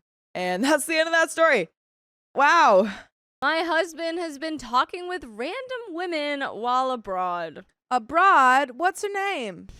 And this comes directly from the OK Storytime subreddit. Me, 34 female, married my husband, 38 male, 9 years ago, together for 12 years. I know that most couples go through hard times, and we have had a few bumps in our marriage, but this one is the biggest yet. It's a pretty big bump. By the way, this comes from Recent Condition 862, and if you want to submit your own stories, go to the r/OK Storytime subreddit. I'm Carly. I'm Sophia. I'm Keon. And we're here to give good advice goofily, but we don't have all the answers. We only know what we would do, so let us know what you would do in the comments. As OP says, this year my husband decided to start a new business in an industry that he is not related to. He is the smartest man I know, ready to take a risk and go against the rules, and it usually all works out. I always support him in anything. We have 2 kids, 6 male and 4 male. I'm a stay-at-home mother in a new country for me without any family or support. My husband travels a lot for his new business, and I had no problem with that. But the results are not as great as we thought, and it's been almost a year. He has been stressed a lot. So my husband goes overseas a lot, coming back for less than a week each month, while I manage with 2 kids and the whole routine here. In April this year, we visited him in the country he was working in. For the first 2 days, everything felt off. He didn't spend much time with us, saying that we were still jet-lagged and he needed to work. For the first time in 12 years, I felt weird. Call it intuition, but I did check his phone. Here is where I might come across as an a-hole and unsupportive wife. I found 100+ numbers and many chats with young girls there. Okay. What do you mean young girls? And chatting about what? What do you mean young girls? How old? How young? My Eastern European nature couldn't hold it for too long. I woke him up and I asked him what it was. He promised me that it was not much, just conversations that help him unwind and talk about things other than businesses or the stress of life. You mean the thing you're supposed to do with Your wife? your partner or your wife? Or your friends and not young girls? How old are these girls? I was like really strongly hoping like maybe it's a business chat. Maybe he's getting into like modeling and he wants a base of young girls. It's called Maybe networking, he's, babe. Casting for the next teen drama. Stranger Things season 6. I just don't understand why he chose young, beautiful Eastern European women for that, not a professional. Yes, he has the type. OP, I understand why. And I think you do understand why. I don't know that I understand what's going on. Because he's attracted to the young women and he wants to oh talk no, to no, pretty I young knew women. I knew Oh, that yeah. part. Yeah, I thought you were. No, I think OP is just like, I don't understand why you would talk to attractive young women. Because he's attracted to them. Yeah. I wanted to leave, but couldn't get tickets for me and the kids. He convinced me to stay until our return ticket together. One of the days there, I managed to get a local SIM card and pretended to contact him as one of the girls. In the beginning of the conversation, he agreed to meet, but then blocked the number. I really don't know what to think. I want to believe that nothing happened, but still don't want to become that stupid and blind in marriage. I lost my trust, and I don't know what I should do. I moved to this country for him. We got married 2 weeks after my move. I have never worked here, and I don't have any credit history. We have 2 kids with busy lives at school, and I have no one else. If I leave him, I know how hard it will be. I really hope it was just a stupid mistake, just conversations and nothing else. But again, why does it still feel like cheating and betrayal? The There thing an is, update. Because it is. It is is. cheating It's and emotional. betrayal. However, because you've just said, I don't have credit, I don't have a support system here, I have kids, I think you need to take some time to prepare before you cut him off. I think you need to take a minute and prep everything. I do want to validate you in that this is cheating and a betrayal. And if he was willing to meet up with one person, Right. I do fear that maybe he only blocked that one because he remembered you were in town yeah. and what was happening for the like hundreds of others. Mm-hmm. Update, or more like a backstory. We met when I was 21 and he was 25. We come from different cultures, languages, and religions, although both of us are not that religious. Our families were cool with our choice. His very traditional parents still took me as their daughter. We have good relationships. When we met, we didn't have much. He had gone through a horrible breakup and the loss of his first business. He put on a lot of extra weight and was insecure about that. I saw him as a good person with a kind heart. We did long distance, and then I got approved for a partner's visa to Australia. Nice. We got married and both started from zero. Over the next few years, we started working and saved money. Later, we put it into real estate, and it worked out. While he gained confidence as a provider and got in better shape, I gave birth to our 2 children with a small age gap. I went through a lot during that time, including later diagnosed postpartum depression and the loss of my mother. Ugh. My body changed, I had mood swings, and I had no support in my everyday mom life. While my husband became more confident, started to grow our business, he found a few people overseas for investment, and this is how he started to travel. In the past 2 years, we traveled with him, but me and the kids weren't happy without stability. It was about time for our oldest to start school. We tried to live between 2 countries. This year, I started to realize that we have basically grown together, but probably want different things. He often talks about a luxury life and first-class travels, a Dubai-style life, which we're already achieving. Dang. I want a Okay. simple life in our small city in a big enough house with a garden and maybe some chickens. The kids also want stability. My oldest loves his school, which was hard to find because he's more introverted, and my younger one can't wait to start the same school next year. My husband talks about the future and how he's working on it. I talk about the present and how the kids are growing way too fast and we need to spend more time together now. I think we just see life differently and have grown apart in the past few years. I appreciate your suggestions and would like to hear if someone has similar experience in a family with kids. We have another update. I think you could potentially, if you guys are that well off, I think you could potentially get a fairly good amount of money in the divorce Yeah. if you got a good enough lawyer. And you would definitely get some child support if he's traveling all the time. I would hope so. Well, obviously it sounds like she's mainly in Australia. Yeah, I think that you could work this out. Talk to a lawyer. In general, it sounds like you guys are just not a fit. Yeah. And now it's reached a point where he's messaging these other girls and also doesn't see a problem with it. Yeah, I'd call him out. I'd Yeah, fully I be think you like, could. listen, I'm not stupid. What's with the girls? Yeah. Update 2. For my post earlier this week about my husband, he's back from his trip. I told him that he can't go back to his meetings overseas until at least next year. This is a very busy time before Christmas and the end of the school year. Plus, I feel we need to try to work on our relationship before making a bigger decision. I told him I am not continuing without couples counseling, something he never believed in. This is also a reason why I wasn't diagnosed with postpartum depression when I needed. I booked our first appointment. For people suggesting divorce and moving back to my country, this is my country as well. I am a citizen, my kids were born here, English is their first language, and they go to school here. We love our city and have a couple of good friends here. Back in my homeland, I only have family who also go through things. I consider my current place home. The stress of moving, looking for a job, and changing the kids' routine there will be more.